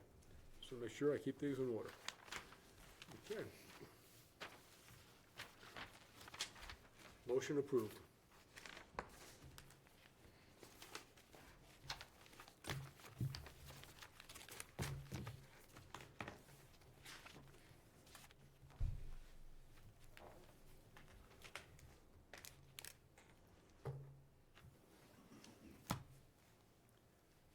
Can I have the clerk call the next case?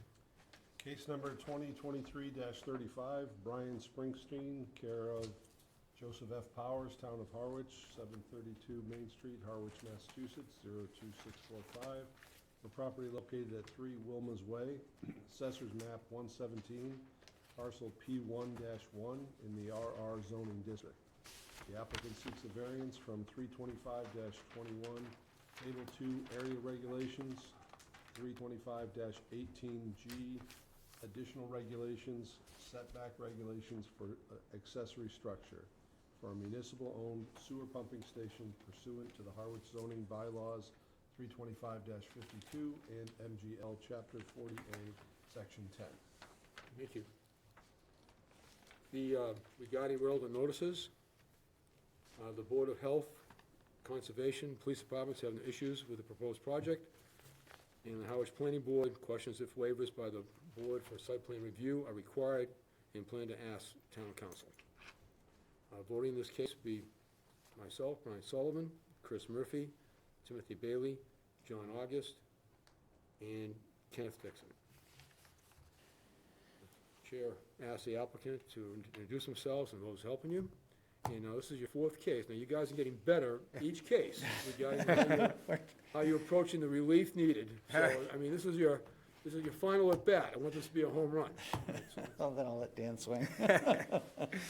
Dan Pelletier, Water Wastewater Superintendent. With me tonight, Jeff Gregg from GHD, seeking relief for the front lot setback at the property at 3 Wilma's Way.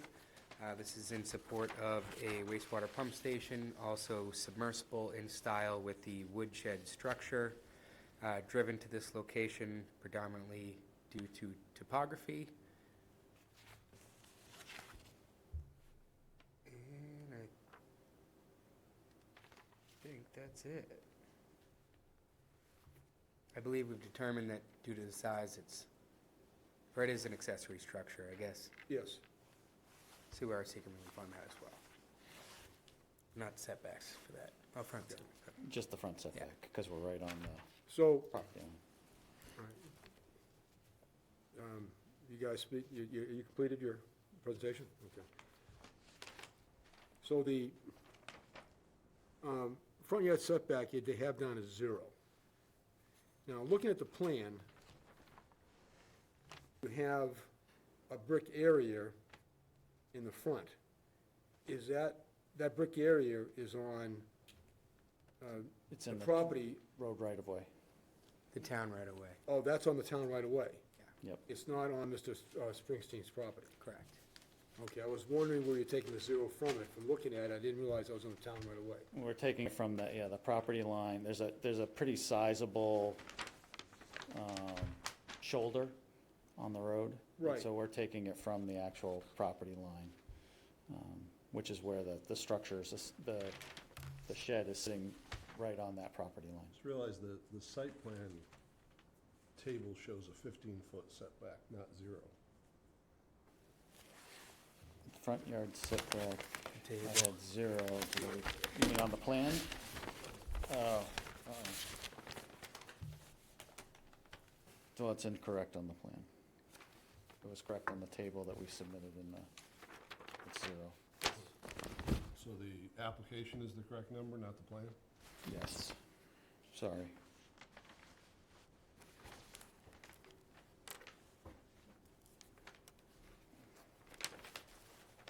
think we were struggling with where are we taking the setback, was it from the, when we were initially doing it, was it from the edge of the pavement or from the property line, and we then went to the property line and used the property line. So, my apologies.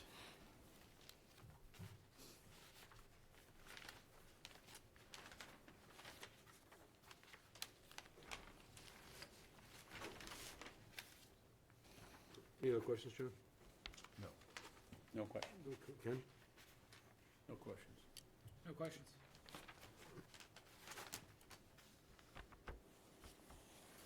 Yeah, my only question was regarding the setback as well, so that's been answered.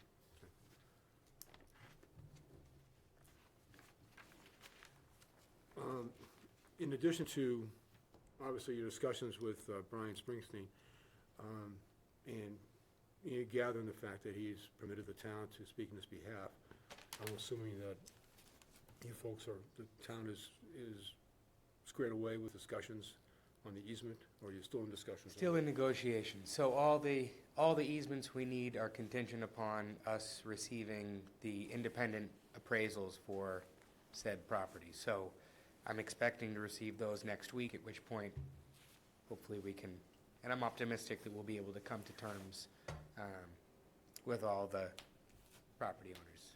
They've all been receptive and good to work with. Now, being at the site, and I guess we visited together, and then I went back again with Tim Bailey to look at the sites. I kind of forgot exactly looking at the site, where the shed was going to go, or the pumping station. Are you going to require any fill? Are you going to require a substantial amount of fill to build up the site to put the shed on? We're gonna be, we're going to be grading inside of that retaining wall to flatten that. So you're putting in a retaining wall, Mhm. all right, and that retaining wall is not requiring any approval from us, is that correct? Beyond the variance on the setback? Right, okay, all right. And what have you done in the planning? Because once you start building up with retaining wall and so forth, to make sure that all water runoff on the site is being maintained on the site. Is that an issue that we need to be concerned about? Water runoff? So currently, any water that falls on this part of the parcel already drains towards it's gonna It's flow not towards the low point. impervious It's- either. Yeah, it's just grass. Okay, So we're not paving this, it's just gonna be, a combination of probably porous paver, I don't even, no, we didn't even have that, I think we have stone, or, These are the pull-up grass pavers, and Yeah. then And then they're around just- the structure generator would just be grass, stone, pervious pervious material. surface. But you will be bringing in fill to make things squared away. Yeah, we have to bring the grade up, and then there will be, behind the retaining wall, there's drainage just to make sure that the retaining wall doesn't, have water building up behind it, but, luckily, it is very sandy material there, so, we're not creating water to flow down that direction. And on this retaining wall, once it's constructed, is it under the town's maintenance and management of the retaining wall responsibility, not the owner? Yeah, Correct. because it's within the easement, it's considered part of the station.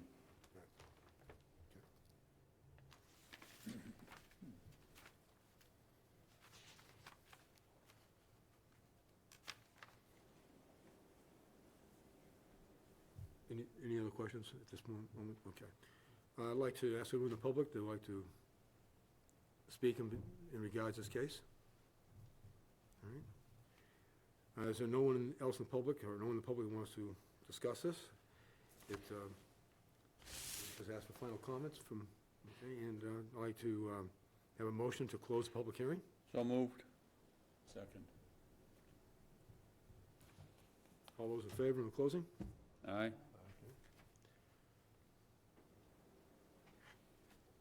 Chair will now entertain any further discussion by the board. All right, hearing none, we'll entertain a motion to close discussion. So moved. Second? Okay. All those in favor of closing discussion? Aye.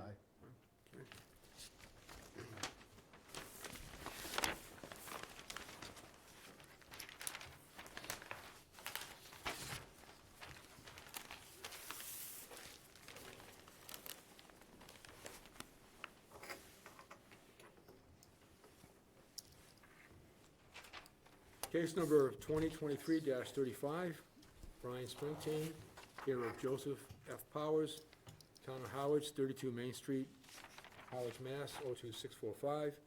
For the property located at 3 Wilmer's Way, Assessors Map 117, parcel P1-1, in the RR zoning district.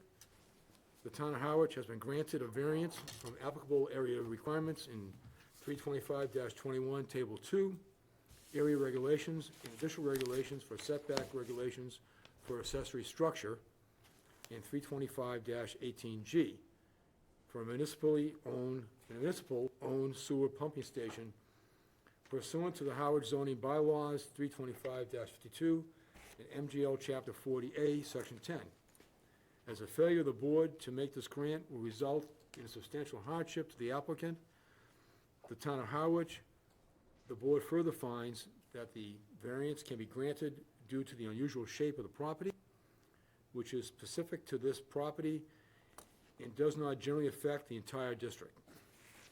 There will be no substantial detriment to the public good by the granting of this variance, and that its granting will not nullify or substantially derogate from the intent or purpose of the bylaw. All work should be performed in accordance with the plans. Said grant and approval are subject to the following conditions. A violation of the terms and conditions of this variance may be enforced as a violation of the Howard zoning bylaw pursuant to GL Chapter 40A, Section 7, and the Howard zoning bylaw, as these may be amended from time to time. Further, subject to findings of the Howard Planning Board if waivers for site plan review are required.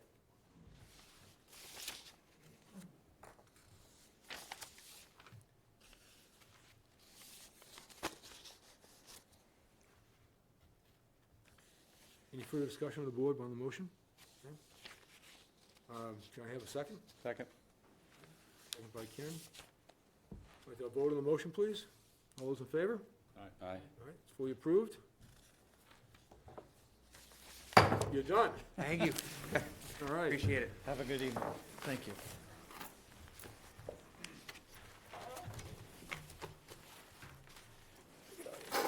By the way, any chance I can make condition of all this, that you put sewer down my street and on Deer Run?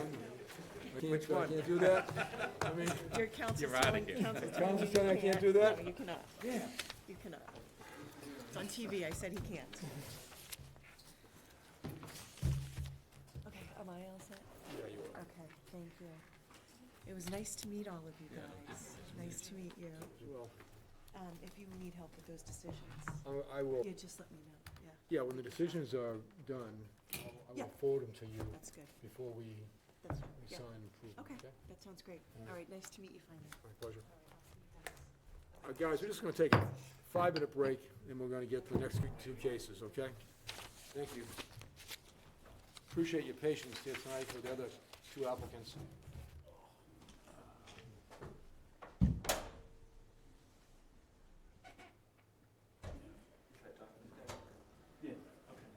You're allowed.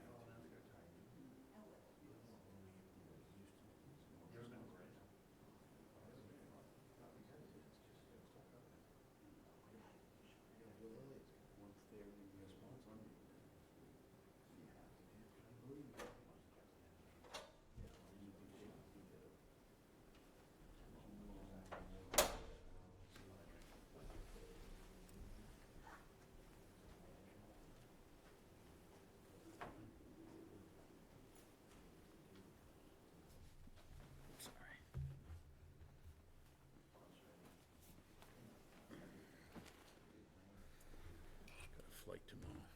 Oh, nice, where are you going? Used to know. Oh, nice. For what?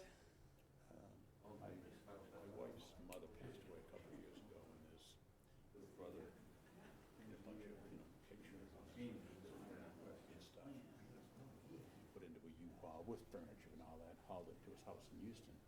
Her mother lived in Santa Fe, New Mexico, and so we drove to Houston, so she's been hanging over her head for 2 years now, trying to get this final bit of the estate resolved. Let's just get on there and get it done.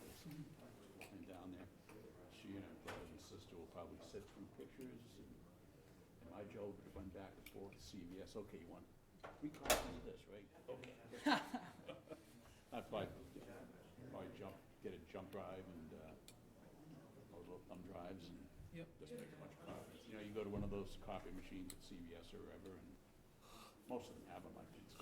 Yeah.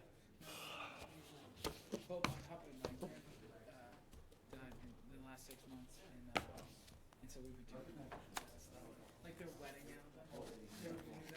I'm seeing pictures of my grandmother when she was 20 years old. She died in 2007.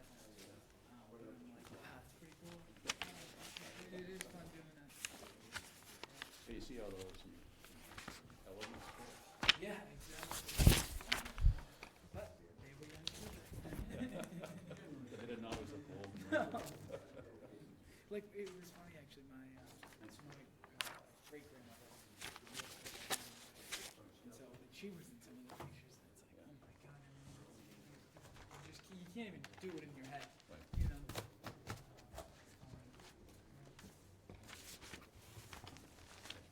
she was another model.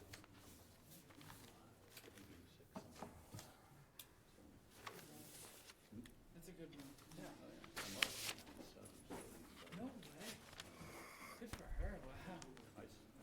Good for you, too. Hopefully. My dad died in 48, but.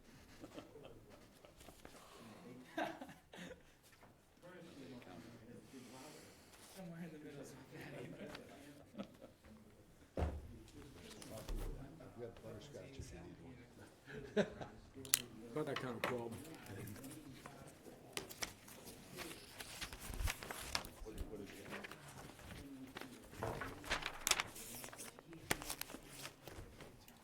But thank you. Like you counted anyway. We do it, it's fun.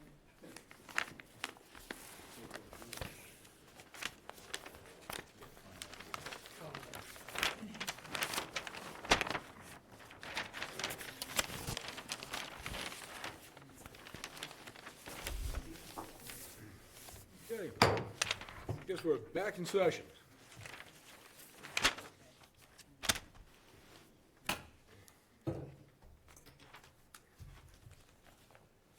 We have the clerk read the next case, please. Case number 2023-36, David Crosby, care of Benjamin E. Zender, 62 Route 6A, Suite B, Orleans, Massachusetts, 02653. Owner of the property located at 481 Depot Street, Assessors Map 36, Parcel B1 in the IL and RR zoning districts.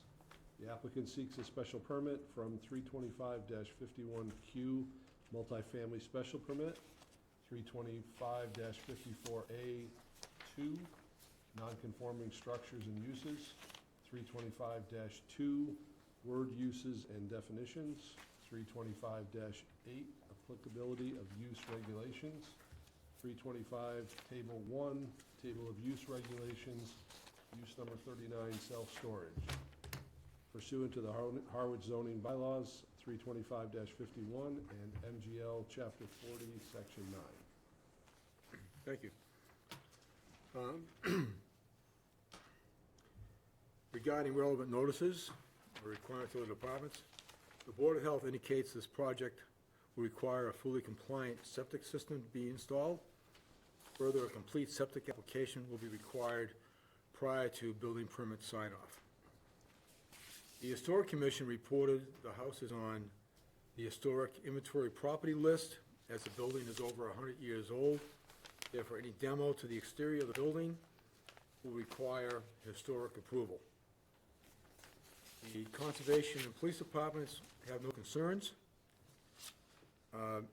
There was not a report received by the planning board, but I anticipate the applicant will be scheduling a date to present this project before them. So voting on the case, be myself, Chris Murphy, Timothy Bailey, John August, and Kenneth Dixon.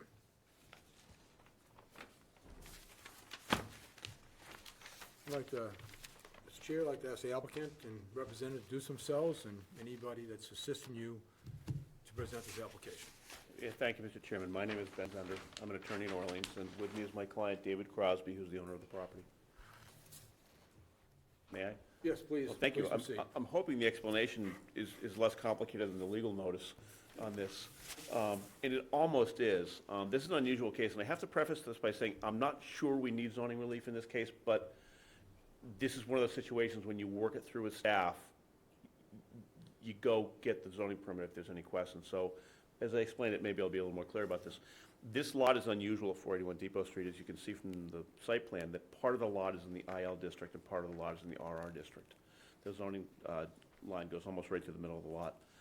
The northerly half of the lot, which is in the IL district, has a two-family dwelling on it, David's two-family dwelling, which is not a permitted use in the IL district. And so what he's proposing to do here is to take that two-family dwelling and to repurpose it through interior renovations as a four-apartment multifamily dwelling. And just to inform the board, we were in front of the planning board last evening on this. This required both site plan review because it's a mixed-use project. It also requires a multifamily special permit, which is granted by the planning board. They did not vote to approve either one of those forms of release last night, merely because they vote after the zoning board has rendered its decision, because we have to get our zoning relief first. But I can report to you that through the hearing and through the answering questions with the board, there really were no concerns about the project. There was one concern raised from one member about providing some interior screening between the dwelling and the storage building along the fence. And what David's going to do is provide the planning board with a revised site plan showing this 6-foot mesh fence will have ivy growing through it, which they weren't even insisting on it, but that's the one concern that was expressed. So I fully anticipate that if we obtain zoning relief from this board, when we go back to the planning board on January 9th, it will receive both the site plan review approval as well as the multifamily dwelling special permit.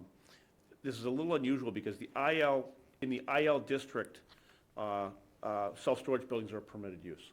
They don't require zoning relief for that particular use. But in the IL district, that's permitted. In the RR zone, storage units are not permitted. We have a lot that is split down the middle as to its zoning classification. Unlike some other towns, Harwich does not have a zoning bylaw that identifies how to handle split lots. Some towns will say, for example, the more restrictive zoning classification concerns. Some zoning boards will say, some zoning bylaws in some towns like Orleans, for example, will say that you can get a special permit to extend a non-conforming use a conforming use on one side of the non-conforming. Your bylaw doesn't say anything. So there's no prohibition on expanding the use into the other side of the lot, other than the general prohibition on the use in that district for that particular use. So what we're relying on to come to your board is the fact that your zoning bylaw says that, uses in the districts may be permitted as outlined in the lot, and I can read it for you in a second, but it basically says a lot may be used for uses that are permitted in that district, that the land is permitted for in that district, and then your definition of land says land or any portion thereof. So what we're saying is a portion of this lot lies in the permitted district for the multifamily dwelling, a portion of this lot lies in the permitted district for the special permit for the storage. So we can use those uses in either sides. I'm not sure that requires a special permit, but we just wanted to request that from you to make sure that we had both notification of abutters, a public hearing on this, and depending on your board's interpretation of your own zoning bylaw, the requisite approval for that use. We've submitted for you a set of interior floor plans showing how the building is broken into the 4 apartments. They are all compliant with your multifamily dwelling requirements of having the requisite square footage. The plan is showing the requisite parking on the plan for both that use and the self-storage use. and we've submitted for you a very bulky set of plans that I can see on the table with some of you for the self-storage units, and I can give you a brief description of those. There are 3 buildings. 2 of them are identical. They're 70 by 30 buildings. They have a door at each end on the small end. They have a door at each end, and they have an interior hallway that runs the length of the building. There are 7 units that are 10 by 10 that have exterior doors that open to the outside, and those open to the middle part of the site. And those doors are exterior doors, but then on the inside, there's an interior corridor which accesses 14 5x5 units on one side of the hallway and 14 5x10 units on the other side of the hallway. So those are all being accessed by walking your goods into the inside of the property. The 3rd building is a 60 by 12, which has 6 10 by 12 bays with exterior doors. So, you know, we believe that this use is, and you know the town much better than I do. You know, I live and work in Orleans, but I've been out to see the site, I've walked the site, I've driven the neighborhood. This is a site that is somewhat consistent with this particular neighborhood and the commercial uses that are in the neighborhood, at least up to the edge of this property. The self-storage use is a relatively quiet use as a commercial use. It doesn't involve sewer, it doesn't involve water use, it doesn't involve any lighting other than, safety lighting. People tend to use the units fairly infrequently, meaning they come, they deliver the property there, they come, they remove it. But it's a very intermittent use of the property, so we think for the size of the property, the number of units, it's a relatively quiet use for the neighborhood. And we think that it's an appropriate use for the neighborhood. The multifamily use provides 2 additional apartments for rent in the town of Harwich, which is always a necessary and a needed use.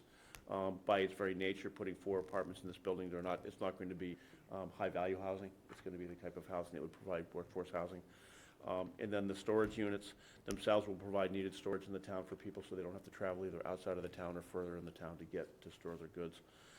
There is an office on the site. It's a 10 by 10 office. David would be, or somebody else would be staffing this office. The storage unit, as you can see from the plan, is fenced from the dwelling part of the property. There's a fence that's closed when the employee's not there. And so there's good control over the site. We're showing significant screening on the south side of the property, which is where the screening is really necessary. And with all that being said, and we're hopeful that you'll see fit to grant the special permit, and we hope we can answer any questions that you have. And thank you. All right, thank you. Was that quick enough for you? Well, given we had 4 inches of documents, I know. I expected this to go on at least another 10 minutes, but That that's was all the right. stick, yeah. Thanks. We'll approve the level of discussion here so far. Thank you all. Chris? When I was looking through all the information, to me, it was flipped a little bit. It almost seems like you need variance. Because right now, the grandfathered use is multifamily, not industrial. And we've had other cases where a split lot had to have a variance in order to make the entire lot, which is really what you're trying to do, industrial use. So it seems to me a variance is more what you need than a special permit on this one. We really explored that at the staff level, and I really tried to see if I could get the building inspector to issue me a determination of the relief. I just couldn't. We sat down, we met, and building inspectors are a little reticent to put on paper what you're required to have. So he said, submit your application, and we did. I think my reading of the bylaw permits the granting of a special permit. Your bylaw specifically does provide for the granting of use variances. A lot of towns don't. Use variances are problematic. I mean, they really are, because as you all know, you sit here and hear variance applications, and you just did 3 of them, 4 of them in a row. You have to demonstrate that your hardship is related to either topography, soil condition, or shape. It's almost metaphysically impossible to tie a use to shape, condition, shape, soil condition. So unless a town can rewrite a bylaw to provide a different standard for a variance, and most towns just adopt the General Laws 48, Section 10 standard that you were working on in your earlier cases, you can't prove it. It's to say you can get a use variance, but then not have a standard that you can actually meet. So we could apply for a variance, we could come in, you may feel that this is a project that works for the neighborhood and that you would want to grant a variance, but you'd have to kind of look the other way in granting the variance and try to tie it to one of those 3 conditions. And so,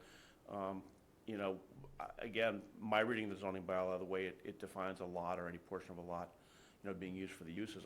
I read it that way. If the board doesn't and says we require a variance, we could reapply, but I think it would be a difficult variance to prove. Any use variance would be a difficult variance to prove, so. Not really an answer, You but, might be right. No, you might Yeah. be right. Yeah. I don't have any other questions. yeah, thanks. Tim? I have no questions. Thank you. John? And more curiosity, not knowing the ownership, I'm familiar with the area, the other self-storage facility that's just up the street and across the road, is there any relation with you guys? No. No. So That's there wouldn't be Depot any Street. traffic, any need for people walking back and forth between those two units? That was the only question I had.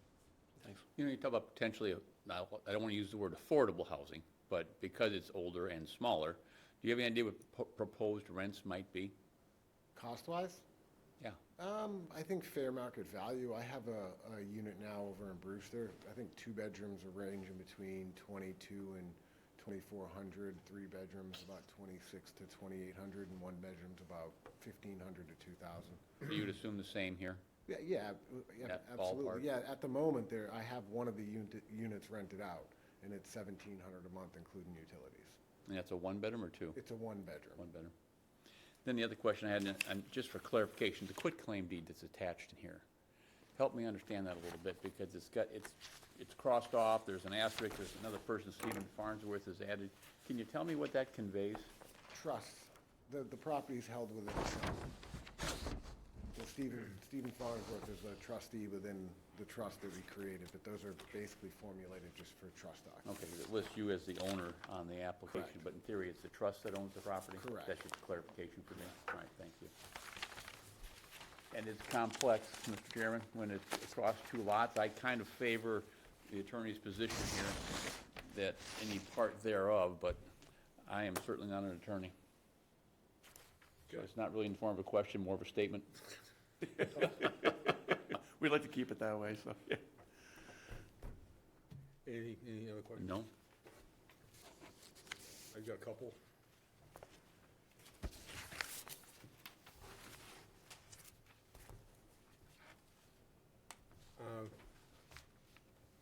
What's your expected time frame for construction?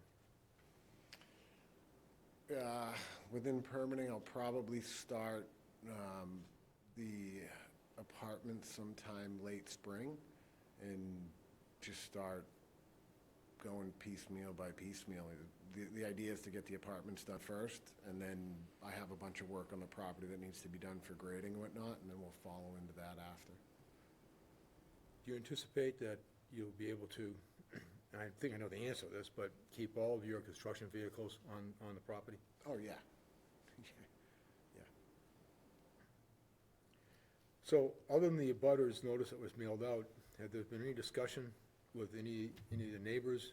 Oh, neighbors and so I have forth, and I have a good working relationship with all my neighbors. One of them's here didn't- tonight. yeah, we didn't receive any letters or so Yeah. forth, or I- either way. I just yeah, wanted I to have a- check if, Yeah, I have a good, I've had conversations with everybody around, letting them know, I've been working on this for quite some time. This has been something I've been drumming up for a few years. It's not just an overnight matter, so it's very open on what I'm working towards.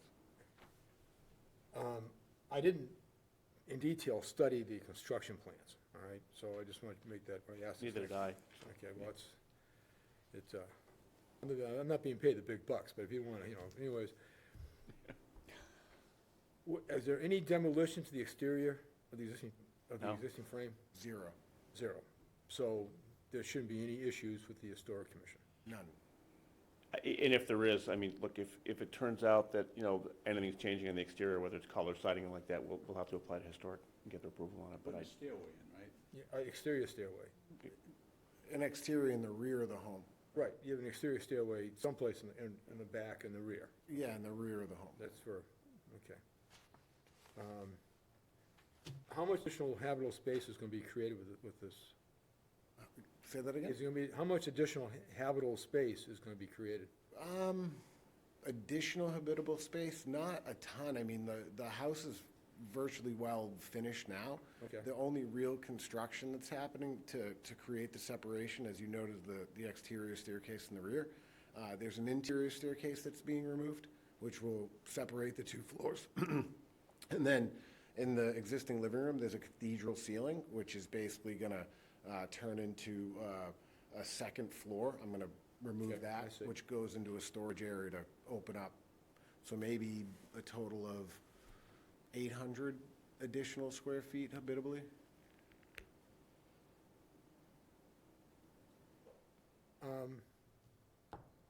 So are there any setbacks to be intensified with this structure? I mean, and I think the staircase creates one, That's in the rear of the home. but that still is intensification of a setback. It's, Which setback? I don't believe it's being intensified. I believe the only non-conforming setback that we have is on the north side, and I think that's 15.8 feet, and it's staying at 15.8 feet. So where the stairway is going, there's no, right now, it's well within conforming And setback. there's a Right. deck there, so regarding setback for the envelope of the property. Yes. That staircase is landing on an existing space that's Right. already created. And again, I'm just looking at the zoning table. It's, all dimensional aspects are conforming except for the north setback, 15.8, I'm sorry, at 15.8 feet. I'm sorry, the front setback on the existing house at 15.8, it's staying there at Yep. 15.8. Merely because the house isn't changing in that area. Yep, okay, okay, thank you. You're doing a lot of construction on the site. I didn't see in the plans what the percentage of ground cover now is gonna be for the site. I don't know if we have that in the zoning case. Is that for regarding self-drainage? And my next question is how you're going to address water runoff. That's all encapsulated on the property. It's on the plan. Okay, I didn't Yeah, I so didn't if you catch look- it, so, Let me see. Yeah. So if you look at the plan here, there's a large basin on the bottom of the south of the property. okay, I see it. And then if you look in the back corner, which would be the east side, northeast, there's a huge basin which the whole property is swaled. Oh, so that's going into this section here. Yeah, correct. All right. And then at the top, going back towards the north, but northwest of the property in the center, next to the house, there's another large basin. So with the way that the topography's already graded, we're just gonna add a big swale in the back to catch all the runoff, so it drops right in. And then Sir John O'Reilly he put all his drainage notes on the left-hand side of the plan that you look at, which may be a little harder to read in 11 by 17. Yeah, okay.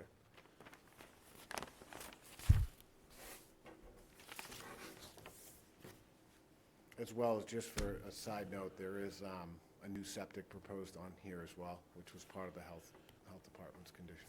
And he's already met with health, and he's okay with the flow calculations, but still has to submit an application with the design for approval. Now,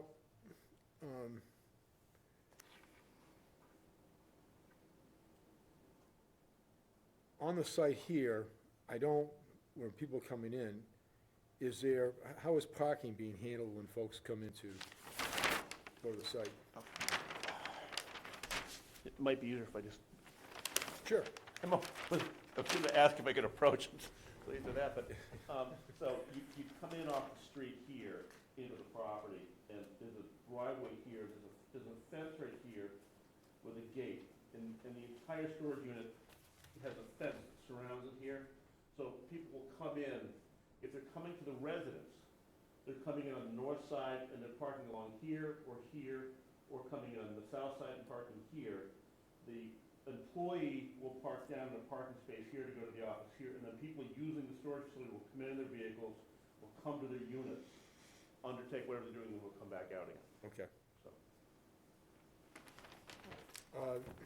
Many storage facilities offer outside storage particularly for RVs and trailers and so forth.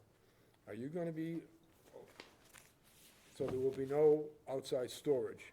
That was part of the condition from one of our planning board meetings already, is that they didn't want to see any of that, and I've already said no problem, that's not Okay, so something the to allow. planning boards address this? Yeah, and we could certainly, if the board wants to impose a condition as part of approval, that would be fine. I understand, okay. If the planning board's already, Well, in our discussion last night, in staff review, it came up, the planning board last night did not discuss that. So, you know, I want to be completely open with you. It came up in staff review, but the planning board has not discussed, and I didn't hear them in any way suggesting they were going to impose an outside storage condition. So if that's a concern for this board, you may want to make it a part of your own approval. Well, it's my concern at the moment, I don't know Yeah. about the board, but, Okay. but it's just throwing that out regarding outside storage. Understood. Because then that gets into other factors, oil leaking, so forth, and, No, the intention is none of that. There's okay, no- all right, okay. And I think that handles all the questions that I have. The site coverage calculation, is this a paved area around the building? Yeah, the top right part of the plan shows the pavement layout. I'm not sure if the member has a full-size plan, but there's a box at the top, and you can see the pavement layout for the lot. Yeah, so what is that, again, do we know what the factor is? 56%. Yeah, I'm looking for it very quickly while we talk. It's right to the left of the pavement layout. In the compliance table. Yeah. I was, to be honest with you, I was a little confused on the compliance table of, it looks like he split between the two districts. He did, he split it between the two lots. You know, he didn't do a single So if compliance we're- for the if we're whole lot. considering it to be one project, it would have been I understand, yeah. somewhere a combined calculation. I mean, it does appear that it's, Yeah, what I do is I started totaling up those numbers from left to right, and it all seemed like all those numbers stayed under the requirements. But you're right, he broke it out by lot. So the numbers look high for each particular, he broke it out by section of the lot, so. yeah, well, because the RR section of it actually exceeds the requirement. Yeah, that section of the lot does, right? IL is below it. It's way below. But if we're considering it as one, it's like what's, you know, there's two different standards, one lot. You know, if it was considered as one lot, would it be below the RR? I guess would be my question, but. I think if it were considered one lot, it would be compliant with the IL. It might not be compliant with the It's RR. already compliant with the IL, I Yeah, think, right. so more square footage would just make it more compliant, right? Correct. Yeah. You're using all pavement, no gravel, whatever, or wrap? In the pavement area we are, and that, you know, that's for maintenance also. It makes sure if there's, you know, if there's any kind of spills or anything like that, they're, you know, Does it consider to be gravel to be anything different than asphalt? No, I realize that. I personally do, because it does. Personally, I do as well, but Plowing too, just the town doesn't keeping it distinguish clean. between the two.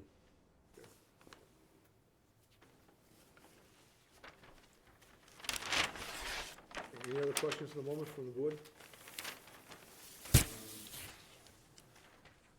The Chair will now ask for any comments or questions from the public, and ask anyone wishing to speak and state their name and address and approach the podium. And if you could identify yourselves and your address, I appreciate it. Sure. Alan Hall, 473 Depot Street. I own all the way around Mr. Crosby's property. We abut that. We have 18 acres there. And I'm just here, I'm not a NIMBA kind of guy, not in my backyard. I believe in property rights. I've had great conversations with David all the way through his idea of this concept. I'm just here for more self-education for myself. Sure. We have 18 acres. 3.5 acres of that is industrial land, and I just wanted to see the process here for special permit is allowed on this. Then we may want to do that on some of our parcels of land of residential that abuts that too. Maybe we'll turn that into industrial. So I'm just here for education purposes. And also, I had a couple questions. Just the height of the building. I don't know what the height of the building is. I believe it's 12 and a half feet, but I'll pull it up. Maybe 14. And then, I'll wait for it. Yeah, 12, I think.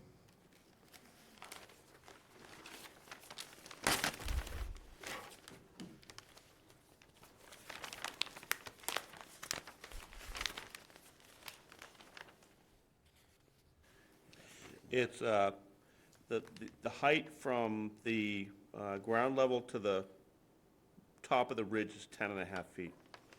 Okay. They pitch roofs or they flat roof? I can, Shed roofs. might be able to show you a picture, Alan, it might be easier. It's a very, very narrow pitch, I mean, very shallow pitch. Okay. Yeah, like a 2 pitch. Okay. I kind of figured that. I just want to ask these questions publicly. And then the other thing is, Mr. Zender, I think he said the site plan isn't going to have any light, so it's going to be no lights there, minimal lights for safety lights for access for the folks, just so there's no glare in our property, to address that. Yeah, the lighting, I'm sorry, Mr. Hall. Go, please, no, answer the Chairman, question. yeah. There's notes on the lighting information. They're proposed wall-mounted slim LED wall packs that are 37 watts. They're mounted 8 feet above the finished grade, and they're mounted consistent with dark sky requirements. What is your access time for the public for the renters to visit the site? Operational hours. So operational hours to start are just gonna be day 9 to 5, but I believe I can have a code so that people can access till 10 PM and then it's shut off. And then the lights in the back are going to, they're gonna be operating off a motion sensor, so when they show up, the light would go, but they're all completely down facing, so there's no glare going in any direction other than right in the proximity of where somebody would be walking or driving. Okay. Thank you. And then just a couple other questions. Sure. So I know some of the members mentioned it's kind of a hard situation, got industrial and residential, so what are the setbacks? We have a storage building just to the north of that, it's agricultural use, all our properties in agricultural use, and we kept it off the lot line because Mr. Crosby had a residential house there. We went even further than the setbacks, just to be respectful of that. When we built that property, we went to 30 foot on the sideline in industrial zone property. So, and then, you know, my grandfather and I, he bought that property in 1962, and years ago, we put a cedar fence all the way around the north property and the east property of Mr. Crosby's and ours to screen, because we know that someday we were gonna do something on our property, and it's, who knows, down the road. At that time, it was the Monjus that lived there, and we were trying to be respectful of them to block out anything of our property. So, just, you know, the fence, and I don't know, we didn't talk about that, David, but any trees for screening on the south Yeah, side? So, if you wanna see now, here, Yeah. yeah. So we're, you know what screening's from all the way it's here, over so here, we're yeah. planting everything all the way around. Okay. Yeah. What emeralds? Or- Arborvitae, emerald greens? Yeah, or some Leland cypress. 5 foot. They grow very quickly. Well, All right, come on.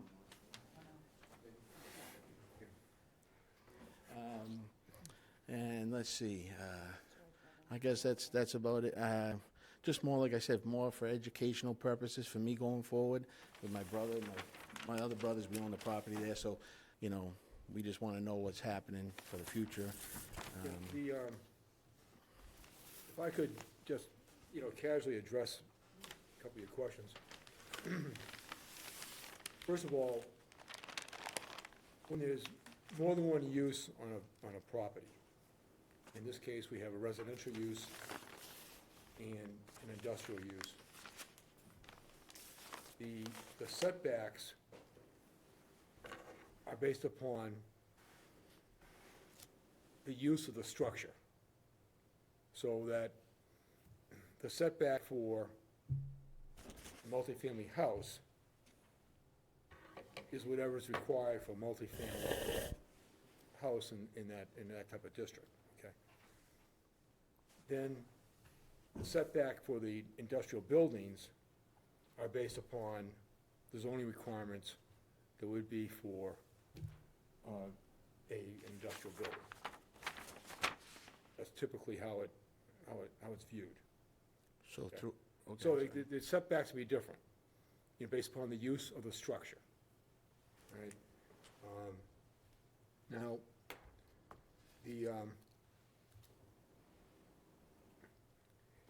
so that the setbacks for the, you know, for the storage buildings can be different requirement than the setbacks that are there for the multifamily, because they're two separate uses. All right, so it's not based upon the land itself necessarily, it's based upon the use of the property, of the structure, in determining the setback. And the special permit changes the use in an RR to an IL, and then the IL would be the setback for the lot lines where the storage buildings are, correct? The storage buildings here will need to comply with what's required in the IL I mean, in the industrial zoning, okay? All right, so so even though the building, one of the building is somewhat in or a lot of it in the RR zone, it's from my point of view, the setback of that building has to comply with what's required in the IL zone for industrial, commercial building. And can we just, what is that for the rear setback and the side setback? Actually, I don't remember, okay? 50 feet. Rear 50 feet. setback in the IL is 50 feet, we're holding 50.5. And is that rear, that 12-foot wide building, is that 50 foot off the line? That 12-foot wide building is 20.5 feet off the rear line in the RR zone, where 20 feet is required. But we're asking for a special permit to do industrial in RR, so then that setback would be 50 feet? I disagree with the chair. I think setbacks are dictated by the zone that you're in. I think in a residential, because the purpose is to protect people in a residential zone with, I understand what you're saying. yeah, so what we're proposing here, just to be clear, is we're respecting the setbacks in the district in which the structures are located. So the 60 by 12 building is 20.5 feet off that rear setback where those arborvitae are, where it's in the residential zone where 20 feet is required. And also, just by way of commentary, those doors face inwards, they don't face outwards to the out of the lot. So all the activity is screened from the abutting property by the building itself. But we're holding the residential setback requirement in that part of the lot. And that's where I'm unclear. Okay. You're unclear? Yeah, I'm just saying the fact that, so personally here, it's up to the whole board, Right. but we had now, every case has to be on its own merits. So even like tonight, what we do here Understood. for this location, and how we view it, and our determination is based upon that lot. In this particular situation, you've got one lot that has within two zones, all right? However, we did have a recent case where we had two separate uses on one lot, or one combined lot. And the view of the town council was that the setbacks had to be based upon the use of the structure. And given that, I have a little unclear as to, the situation of the setbacks in this particular building. And I know that's critical, and I just want to point that out. I may be in discussion with the board, wondering if continuance is required so that we can consult with the town council regarding the two uses, the use on both of the industrial building, which I think I'm fine with, myself personally, regarding it's on one lot here, having the industrial building, commercial building on the residential lot. I am unclear regarding the interpretation of what the setbacks need to be. If the board's position is that the setbacks are related to the use that the building is put to, then that proposed 60 by 12, that the smaller building, the 7 units that's on the back in the RR district would be non-compliant. I mean, we wouldn't be able to locate it because, it's new. You need a I variance. understand the issue. Yeah, okay, to make sure I'm clear for the members. So, I mean, if that were the case, if the board takes that position, we wouldn't be able to build that 60 by 12 building. Dave would lose those Right, 7 I understand. units. And, from going to the site, looking at everything, I think it's a fine project. I think it's favorable, and I think it's not going to cause any nuisance or problem for the neighborhood and so forth. Just my recommendation, and we're still in open discussion, since, still in the public meeting, but you asked a question regarding, this gentleman, Alan, asked a question regarding setbacks, and that's why I'm Understood. addressing it this time. Absolutely, it's the forum Okay. for that. So, All right. Any other questions? No, that's it. Thank you very much. Appreciate Okay. it. Is there anyone else here in the public that would like to address this application? Yes, please, and just state who you are and so forth, and Maura Hall, 473 Depot Yeah. Street, my husband Alan.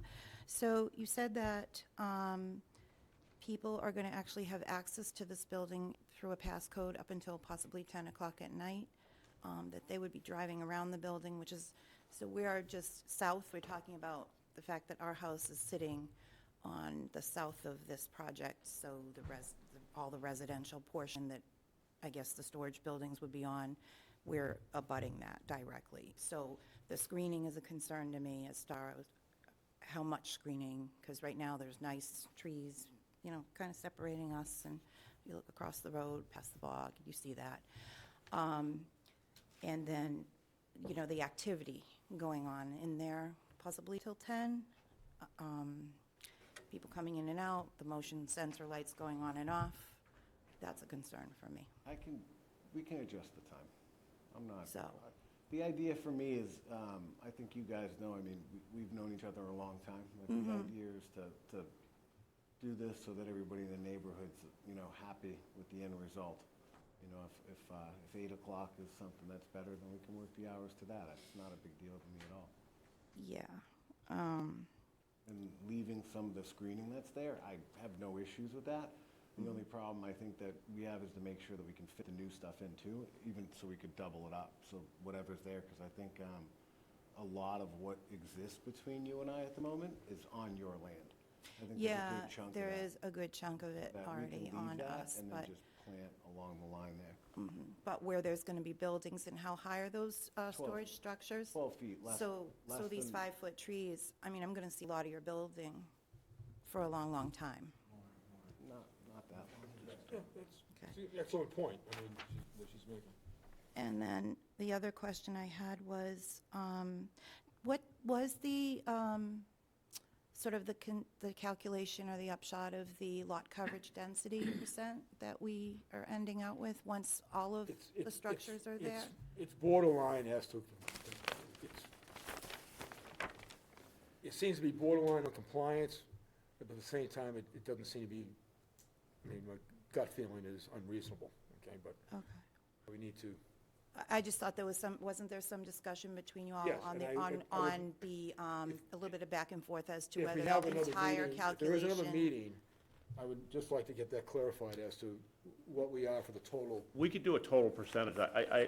I'm guessing we're gonna come under both of those, but I'm not Yeah, sure. I hate to say that because I don't know. What numbers look like? So the crux Yeah. was how you actually got to the, whether it was is decided based on like two separate categories, the RR portion and the IL portion, I and believe that's then, how they or did it, whether but- you consider that all one deal. Yeah, just if I may explain. Sure, no, please more. do. Well, what John O'Reilly did was he took the IL district and did all the calculations of what's going on there. And then he took the RR and took all the, he did each calculation for each section. So, it would be helpful for the board, I think, just to take the whole lot as a whole and just give a percentage of the whole, so you can see what those percentages are, and see what the numbers are. But if you did them separately, would it meet any of the, It does. Well, what ends up happening is, like, for example, you know, we're, on the IL side, you know, the proposed coverage is 56%, where 70% is allowable. Building coverage is 21.9, where 40% is allowable. But then when you, on the RR thing, it ends up at 19.9% building coverage, where 15%, then it's over 4% on the RR side, and it's at 54% site coverage, where 30% is allowable. So it's over on the RR side, it's under on the IL. If we do the whole lot as a whole, we can give you those numbers and show you what they look like. yeah. So the whole so to summarize you, if you're saying this right, I'm hearing you say this, if you calculate it together, it comes under the qualification, but if you were to take it apart, only the IL would qualify and not the RR south side. Yeah, if you do the calculations for the what I'm half that's saying. RR, it comes over, for the section that's in the Yeah. RR. So for the IL, it comes on. Okay. Well, I think the housing is a great idea, obviously, for Harwich. I have no problem with that, but I'm, raising concerns as the south side neighbor, and what I look at now is beautiful, and I don't want to see storage buildings, so I'm concerned about screening. And where we built our family building in the north, completely industrial lot, and as my husband indicated, him and his grandfather took great care many years ago to plant, he said cedar fencing, but what he means is cedar trees. And they're how high? So there is a big setback between the home that Mr. Crosby would like to renovate into his house, apartments, and the building that we built. So there's a big, almost over allotment of setback from there. So what would the setback lines be for the south side, given that it's half residential? I guess you're trying to decide. I didn't hear the number. Yeah, I'd like to hear that again, too. The setback, okay, so in the RR district, the required setback for the front is 25 feet, side is 20 feet, rear is 20 feet. So it's 25, 20, 20 So it for the takes, RR section. it takes, so for the RR section where the storage buildings will largely occupy the whole of the project, the current RR 20-foot sections or setbacks are planned for, not the industrial size setback? Well, first of all, I don't think the storage is largely in the RR. I think one of the 70 by 30s is in the IL, one of the 70 by 30s is in the Okay, RR. doesn't it divide kind of diagonally through the lot? You know, it may be helpful if I give you a plan to take home with you more. Just so you can Okay, take a specimen. so I'm happy to show it to you. I just see two buildings from here, a smaller, skinnier building, and then a bigger building, This- both in the RR, so, This is the line right here. yep, I see it. And so the two buildings, one is an RR, one's an IL, and then the smaller 60 by 12 is also in the RR. Yep, that's what I said. And then Two the doorways buildings and face then the one. inward on that. Okay, I don't think I have any more questions, thank you.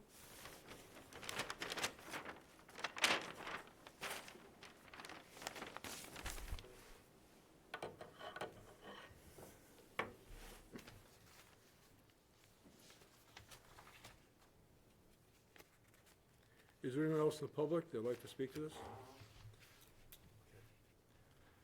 Hearing none, the chair asks the applicant for any final comments. Well, just, you know, in listening to Mr. and Mrs. Hall, I mean, I think they raised legitimate points. We can certainly increase screening along the south and west sides, and we can certainly agree to a condition to limit the hours of operation if they don't want to have, obviously, you know, commercial activity adjacent to their property later on in the night. We could maybe have an 8 o'clock termination on operations there. So, I mean, we can certainly, I think those are both conditions that we would be fine with. If the board needs further information, we're happy to take a note as to what you're looking for and come back with additional information. Sure, no, I appreciate it. And that's We're gonna not, have that that's discussion with the not board. abnormal, so, Okay. yeah.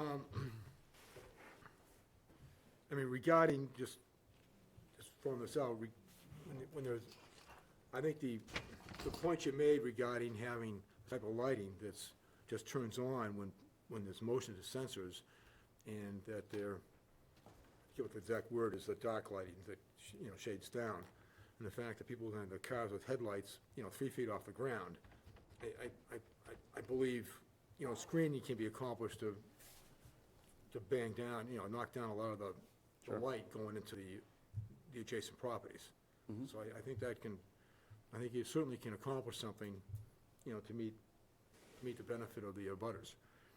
I'd like to have a motion to close the public hearing. So moved. Second, please. Second. The vote, close public hearing, all in favor? Aye. Okay. All right, discussion by the board. I shared my thoughts regarding, given that an agreement to continuance may be required, so we can consult with town council on the two uses on the property, all right? Personally, I think it's fine overall. My main concern is probably the setbacks that are, you know, looking at the setbacks required for the building, based upon the structure, use, you know, versus what's in the district.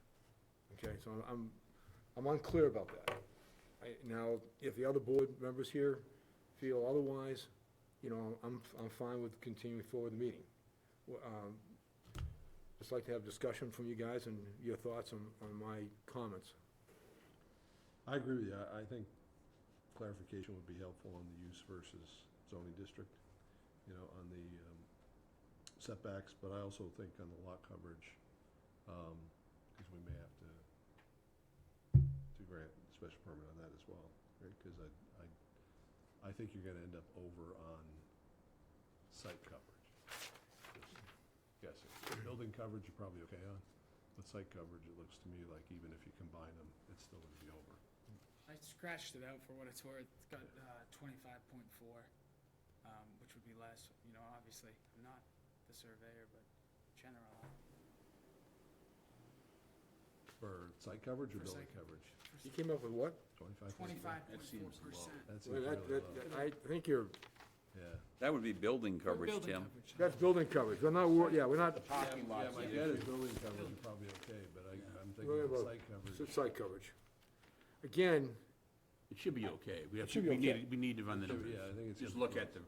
But I also don't know, again, I think, from a guidance standpoint of okay against what? Right, when you're talking a lot that splits two zoning districts, it would certainly not be okay on the RR. There's no way it's gonna meet that. So is it the more restrictive, or is it the larger, percentage-wise, I don't, you say, I think some other towns have addressed that in their zoning, but here we haven't, so, I think, in where we haven't, Right. and where it's unclear, is one reason why the applicant,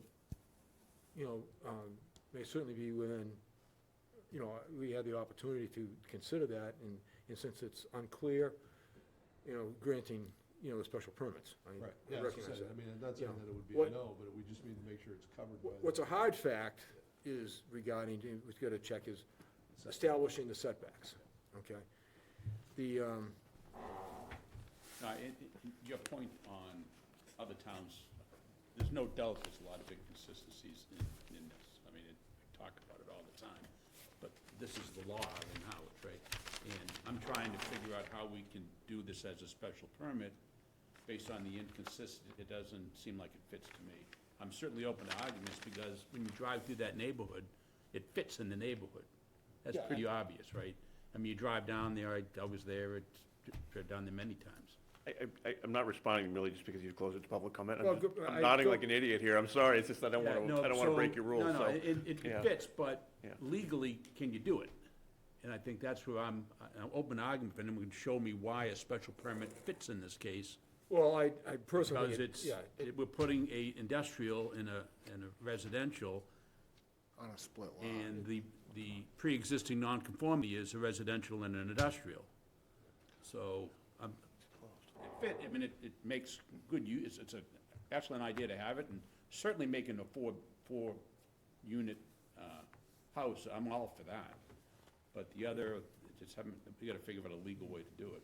Yeah, It might be getting the yeah, go ahead, I'm getting the sorry. attorney to clarify, it might be an important. First of all, regarding the multifamily, that's up to the planning board, not us, okay? They're in charge of that. We only have to deal with setbacks, okay? Oh, by the way, Attorney Crowell, we are gonna get to your case tonight, so we're gonna, I think with the board, we're gonna work through and finish the last case off, even though it's, okay, so, just wanna point that out.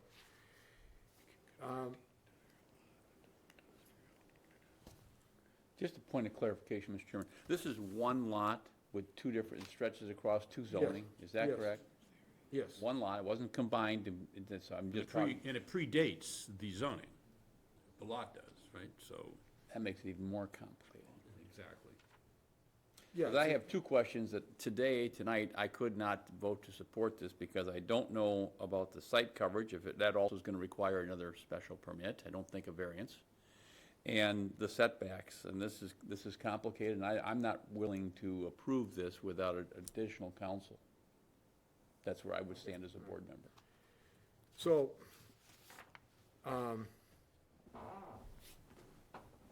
before the board votes on a continuance, I just want to ask the applicant, would you agree to do a continuance? Absolutely. Okay, all right. just It's either wanna- that or denial. I mean, the choice is pretty clear to me, so. Well, I just, your call, I just want to make sure. No, I we're all set here. understand that. It feels like you could, it All right. doesn't, yeah, And, absolutely. So, the attorney is Benjamin E. Zender, correct? It is, Okay. So I'm just filling out an agreement for continuance. yes. Instead of just doing it, normally we can just continue to one more meeting. I don't need this form, but just in case it goes further. It's fine. I might as well do the form No, I understand. continuance. That way, all right, Yeah, I understand.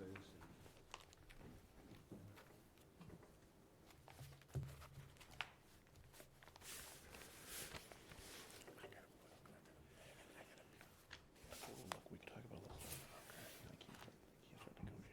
No, hold on. I need to just listen to them really carefully.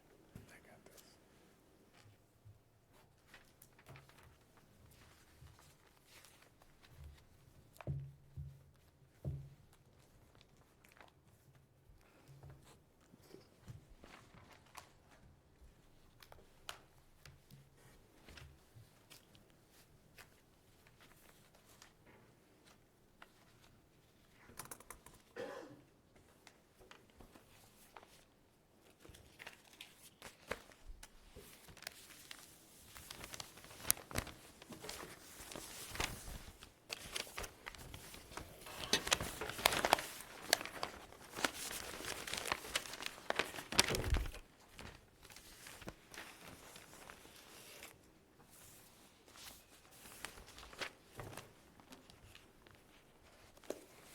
actually, have them sign this before you guys all agree I was to gonna it, but- say, really. But it's okay, just, it's an assumptive clause here, so I wrote down the case number, and it's the attorney here, and I will send you a copy of this. Okay. And if you could, can you write down your email address, make sure I have it?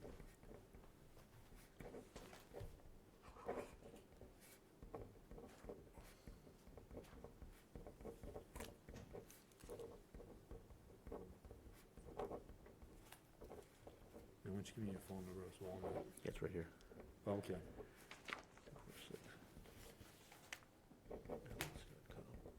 Yeah, it's also in the application.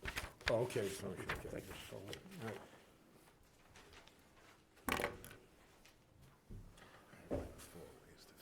I know, we'll talk about it when we get out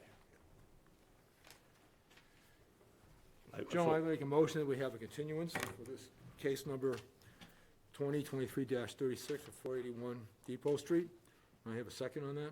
I would second that. To what date certain, Mr. Chairman? Excuse me? To a date certain? This goes for, I think this brings up 180 days. Well, no, we're not asking to continue the matter 180 days. No, we'll be fine for the next meeting. Which is when? That's what he's asking. Oh, I'm saying, I think the board needs to continue the matter to a date certain. I apologize for not Yeah, no, that's picking okay. up on that. What is it, December 28th? Is that the correct next date? Did we move it? December 27th. December December 27th, 7 PM.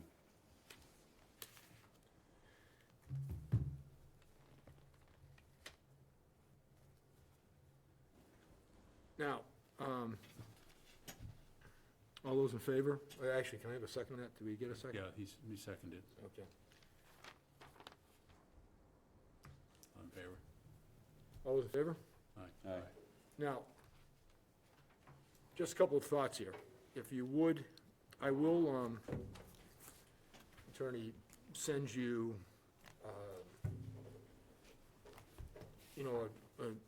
a draft of my, a letter that's going to town council. You'll get a copy of it. Certainly. Okay, as well as the reply. I would, if you could, in the interim, just to speed things up and to delay things, check on the coverage factor, just so we have that number, all right? And also, I will be finding out from one of the questions that we're going to be asking the attorney for is a question that Chris had regarding, is there any reason why this property, this case requires a variance, any reason? And if that's the case, I'm gonna let you know that as soon as possible, because you'll need to refile. Yep. Because I don't believe, did you, We did not plead a variance. okay, you didn't No, do a no. special permit or the We did alternative not, of no, variance? we just Okay, pled special permit. all right, so because a variance wasn't requested and that's higher relief, you'd have to refile, We understand. you know, and re-notify the butters. Yeah, it just, But that may not be the case. I just wanted to let you know, so I'm trying to get that done as, yeah, as soon as the chair knows town council's position on both setbacks and the relief required, and then also, what we'll do is we'll ask the engineer to do a single zoning compliance table for the whole lot, see what it looks like. So that if we see that we're over and we need to request special permit relief to exceed the site coverage or the building coverage, we can amend the application to ask for that relief as well. I believe we'll need to do that. then you'll have to refile if you amend the application. Okay. And then finally, we will be reaching out to Mr. and Mrs. Hall to see if we can, you know, see what screening, you know, what other conditions they may feel are appropriate before we come back in, so that we can incorporate this in another plan that we present back to the board. Okay.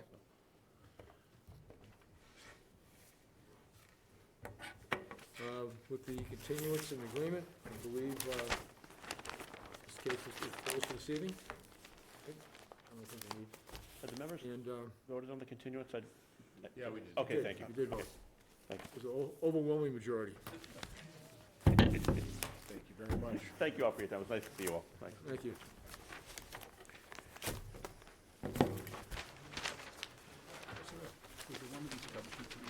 Huh? Yeah, there's a whole bunch of them. He's got there's this.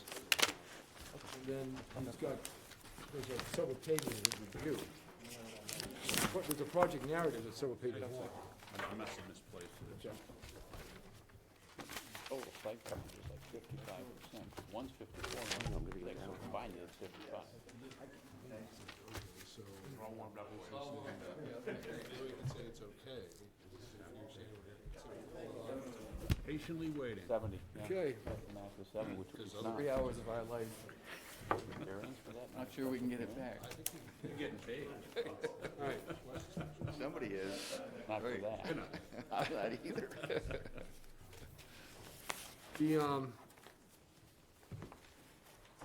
I will draft a letter to the attorney regarding all our questions. I'm gonna send it out to everybody for your input, and any changes need to be done to those questions. And I would appreciate, you know, as best you can do, a prompt response. You won't be at the next meeting, Chris, so I'll be requesting either Al, Dave, or both Daves to audit the meeting on tape, and then sign the appropriate report, so they can act on the case at the next meeting, okay? But I was still gonna send out the letter to you on questions, make sure we're complete on that. All right. Okay? And I'll actually do the same to the others as well. All right.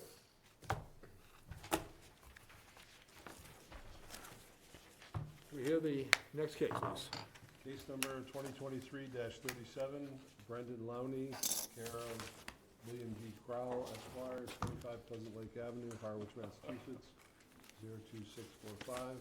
Owner of the property located at 78 Lover Lane, Assessors Map 41, Parcel L4, in the RR zoning district.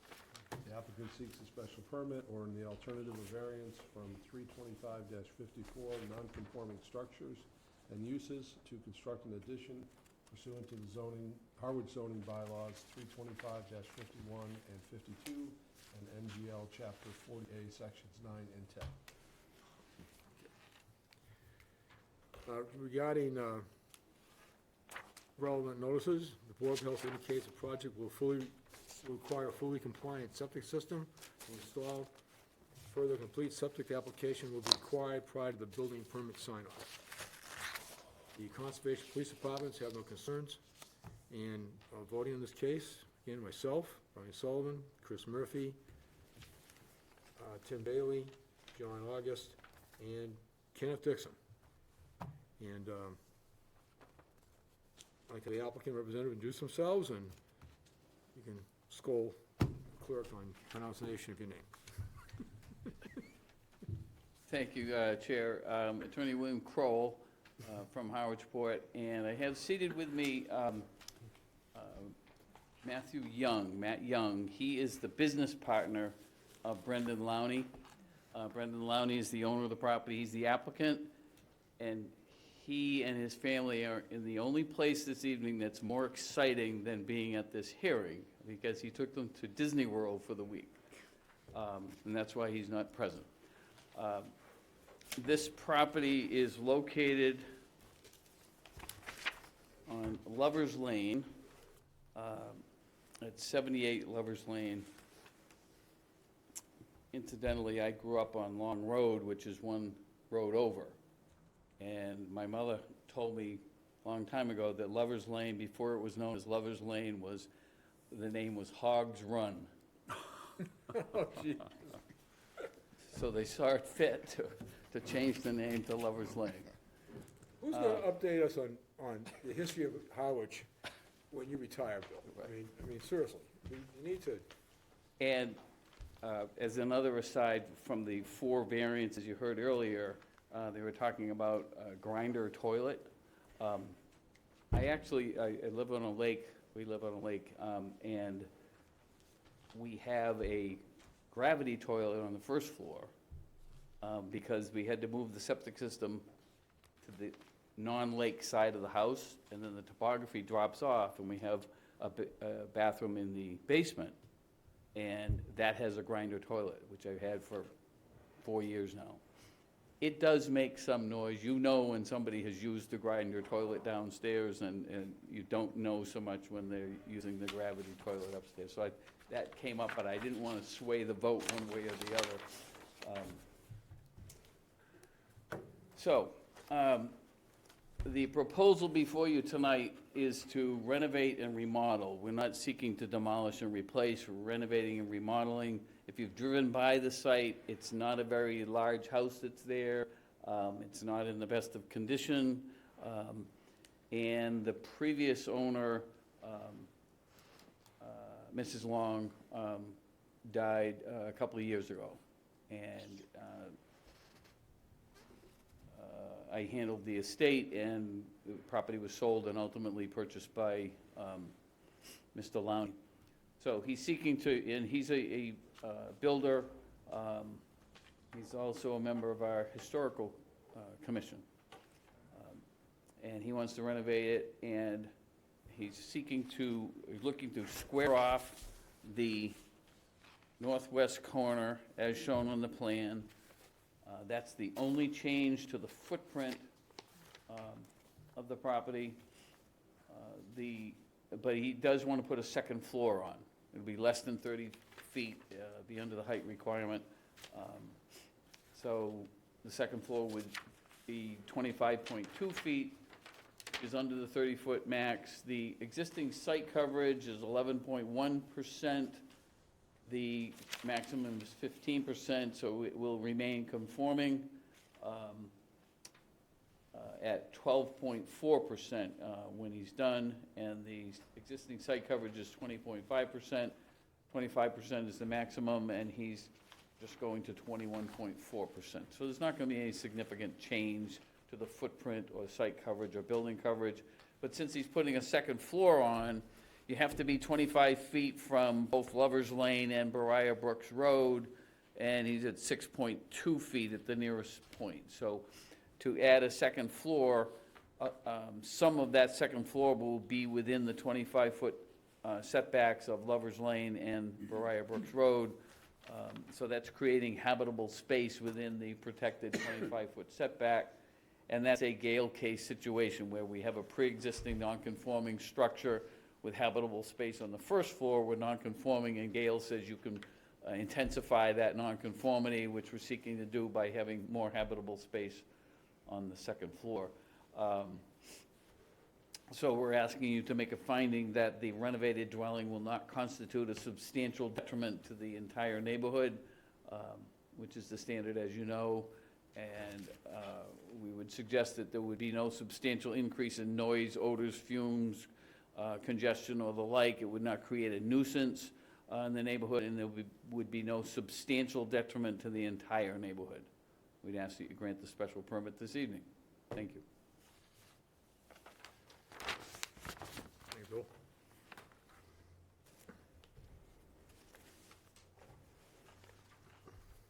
Questions? Starting off with Ken? So choosing not to raise and replace, is that an issue of setback from the front? I mean, the place is in pretty bad condition. That's a builder's choice. Oh, interesting. All right. No other question? John? I was along the same line, though.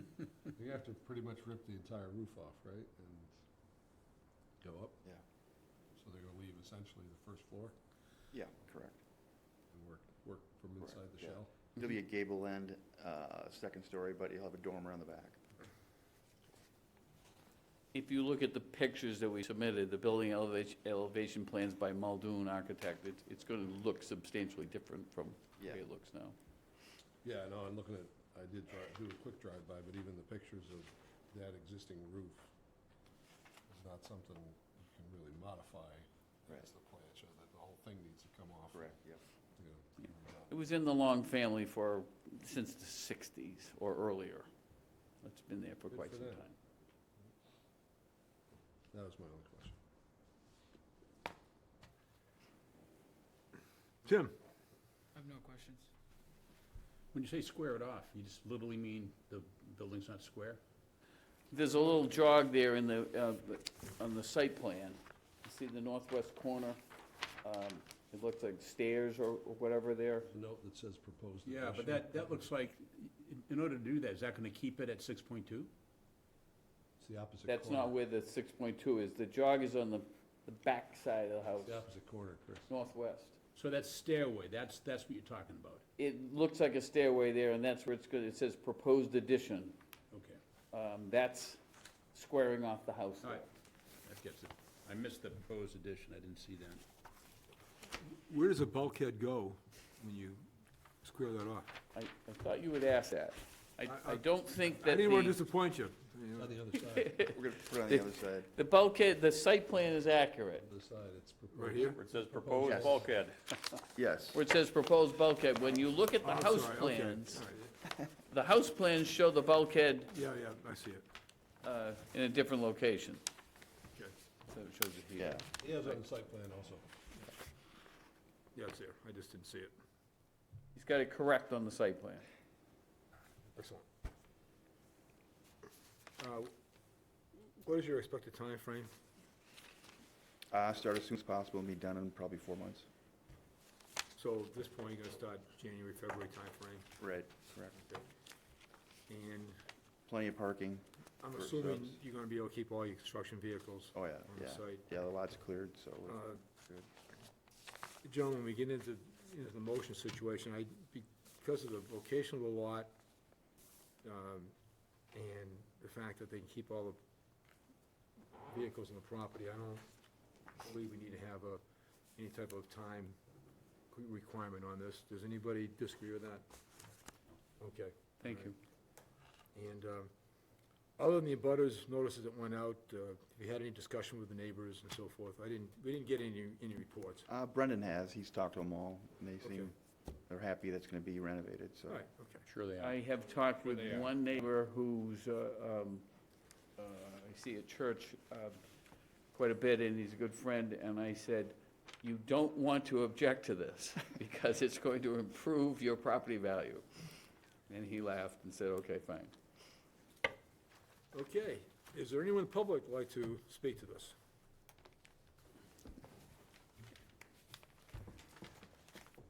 Hearing none, the chair asks for a motion to close the public hearing. So moved. Second? Second. Okay, Chris? Vote on the closing of the public Aye. meeting. All in favor? The entertained discussion by the board? Didn't you just hold the discussion? All right. I'd like to make a motion to, I'd like to hear a motion to close discussion. So moved. Need a second? Second. Okay, Tim, all right. Vote on the motion to close discussion? Aye. Yeah, in favor? All right. So, we're not, let's see, we're gonna eliminate, we're not gonna have the time frame required. Case number, I'm gonna read, I'm gonna make a motion. Case number 2023-37, Brendan Lowney. Did I pronounce that correctly? I apologize. Lowney, did I pronounce that Matt. correctly? Matt Young. Brendan Lowney is the owner. Brendan Lowney, Lowney, yeah, okay. he's the one, he couldn't be Right, here. yeah. Care of William Crowell, 25 Pleasant Lake Ave, Harwich, Mass. 02645. Owner of the property located at 78 Lovers Lane, Assessors Map 41, Parcel L4, in the RR zoning district. The applicant has been granted a special permit to construct an addition pursuant to the Howard zoning bylaws 325-51 and 52 and MGL Chapter 40A, Section 9 and 10. The proposed alteration in addition to the existing structure and the additional habitable to be created, will be an intensification of pre-existing nonconformities and will not be substantially more detrimental to the neighborhood than the current structure, and as it will not create any additional negative impacts with respect to traffic, noise, odor, and congestion. Granting is consistent with the Howard bylaws, MGL Chapter 40A, Gail Dietrich, and related cases. Any relief not expressly granted hereunder is hereby denied. All work shall be performed in accordance with the plan submitted with this application. Said grant and approval are subject to the following conditions: that for the life of the approved project, all construction vehicles will be parked on the applicant's property and not on any public street or road.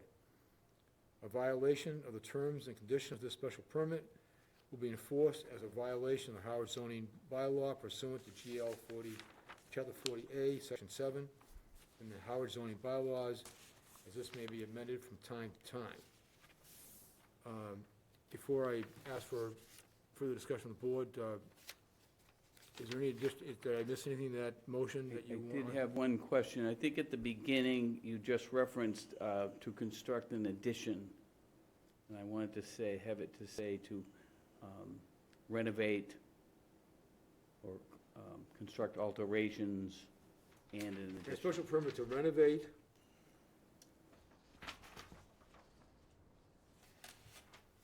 and what? Construct an addition Construct. and second floor, so that the building commissioner is clear.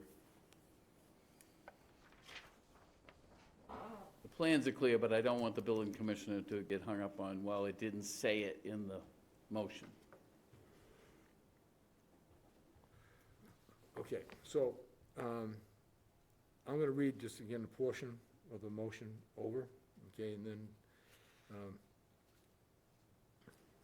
the applicant has been granted a special permit to renovate and construct a second floor addition pursuant to the Howard zoning bylaws 325-51 and 52. You've got an addition, I'm sorry to interrupt, you got an addition, we're squaring off on the first floor also, so it's saying to renovate, construct an addition, and construct a second floor.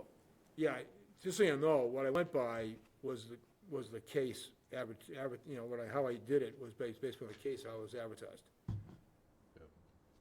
That's how I wrote the motion. So just want to, not that it's going to change anything, I just wanted to clarify that. All right, so what I'll do. I'm reading that.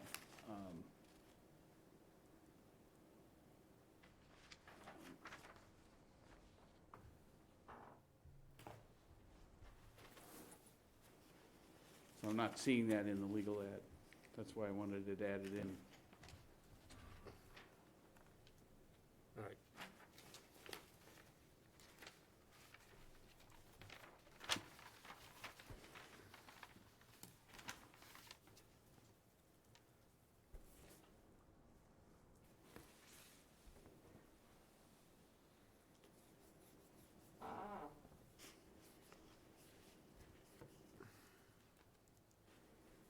All right, so we were granted a special permit to renovate,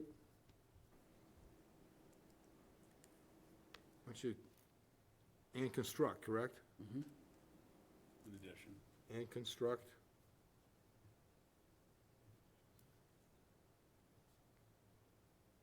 It's a second floor addition.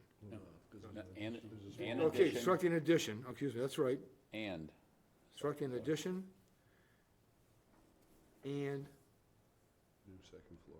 a new second floor That's it. addition, or I don't have to put, is it addition again? When I say new, it's A new second floor, period.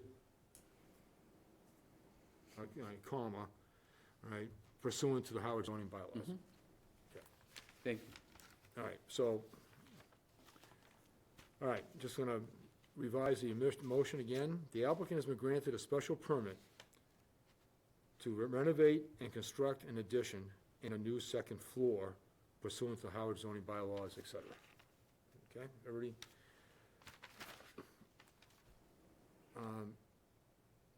Can I have a second to that motion? I'll second it. All those in favor of the motion? Aye. Okay, Thank- approved. Thank you very much. You're welcome. Appreciate it. Dean's not the only one. Dean is not the only one. He's continuing the tradition of mispronouncing my last name. Dean did it on purpose. I know that. We all did that the last day. didn't we? The last hearing. Did I blow something or Pronouncing his name. It's crow, like the bird Crow, crow, not as opposed to crow. not like Right. a singer? So Right. the guy that was the clerk for many, many years would mispronounce it every time. His last meeting and the last case, he pronounced it perfectly. Is that right? Just to show he could do it. He knew Just all to show along. he really could do it.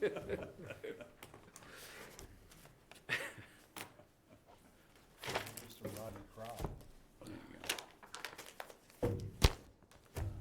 It is helpful with the bird, crow. Yes, yeah, that is, That helps.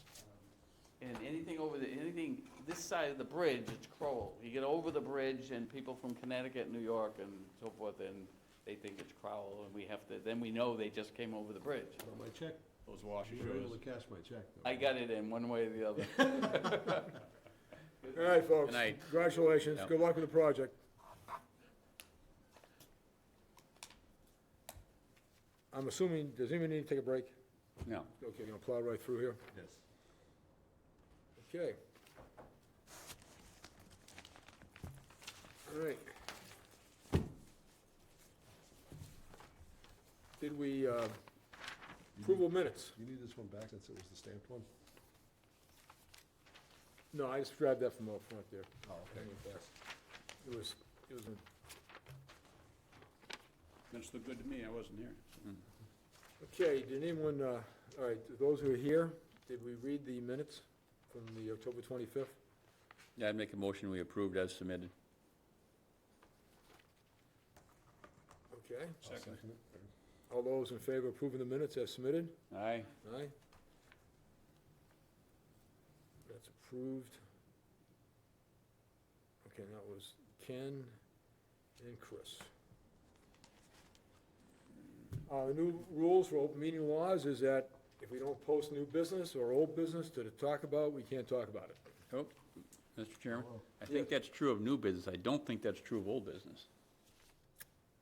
Did she tell you that was? Yeah, it's old? gonna be on both, but, guess what? We're gonna, since it's 10:20, the long night, I'm going to chance violating open meeting laws, and if I get called on it, but I do believe if it's old business is brought up to discuss next time, I think the spirit of the law, technically, I think we have to do it, but I think overall, I think it's fine. Anybody disagree with discussing old business? Okay. No. Go right ahead. Okay, because I just had two quick ones. This was a perfect case of where we should have considered amending the agenda, because this one looked like it was gonna be a no-brainer from the very beginning, and we made him wait until, he spent over 3 hours before he even got on. So we've talked about it, we've amended the agenda once before, but this, I think, was another perfect example where I think would have been in the person's best interest. I don't disagree with you. So I think we need to be cognizant of that is all. I had thought about it, and then I considered the fact that we had the town's council here, that was here to start the meeting, and I. Just want to bring that up. But I think you're absolutely right. Even if you'd moved it ahead of the the penultimate. I would have started it with that one. Yeah. So the other question, the old business is, we've talked about this before, that's why I think we can talk about it, because it's in the minutes of the previous meetings, Okay. is bylaw cleanup. You know, for example, how do we handle the average, when you have a split lot, or split zoning on the same lot? We have got to clean up those bylaws, because otherwise we're guessing, or we're going to continuance, and we're asking our attorney for another revision. So I know you're keeping a list, Brian, of the things we need to be Yeah, addressed at. it's a, There's actually, I was rifling through during the meeting and stuff, and there is a note in there about zone boundaries. Mhm.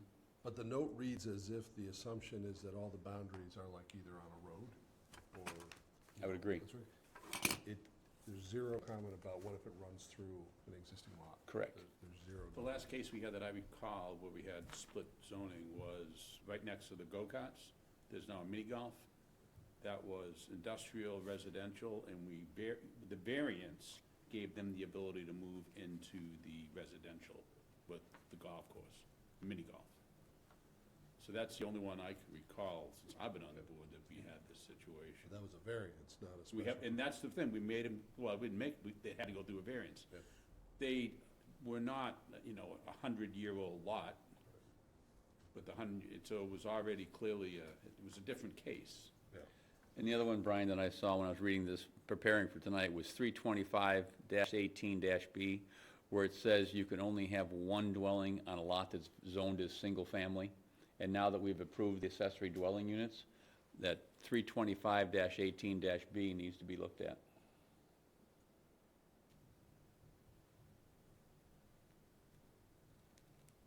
Just change it to primary, I guess. It says one building. maybe, we need to look at it. Right, but I'm just I think the code of the accessory dwelling supersedes it at this point, but you're right. This stuff's always gonna get covered up. Yep, Absolutely. that's all I have for old business, sir. All right, well, I think we did pretty good, right?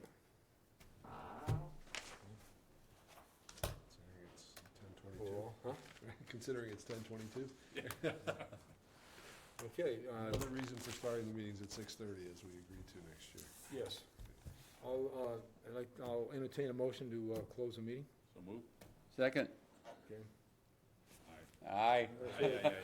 Close the meeting at 10:24. There's Chris.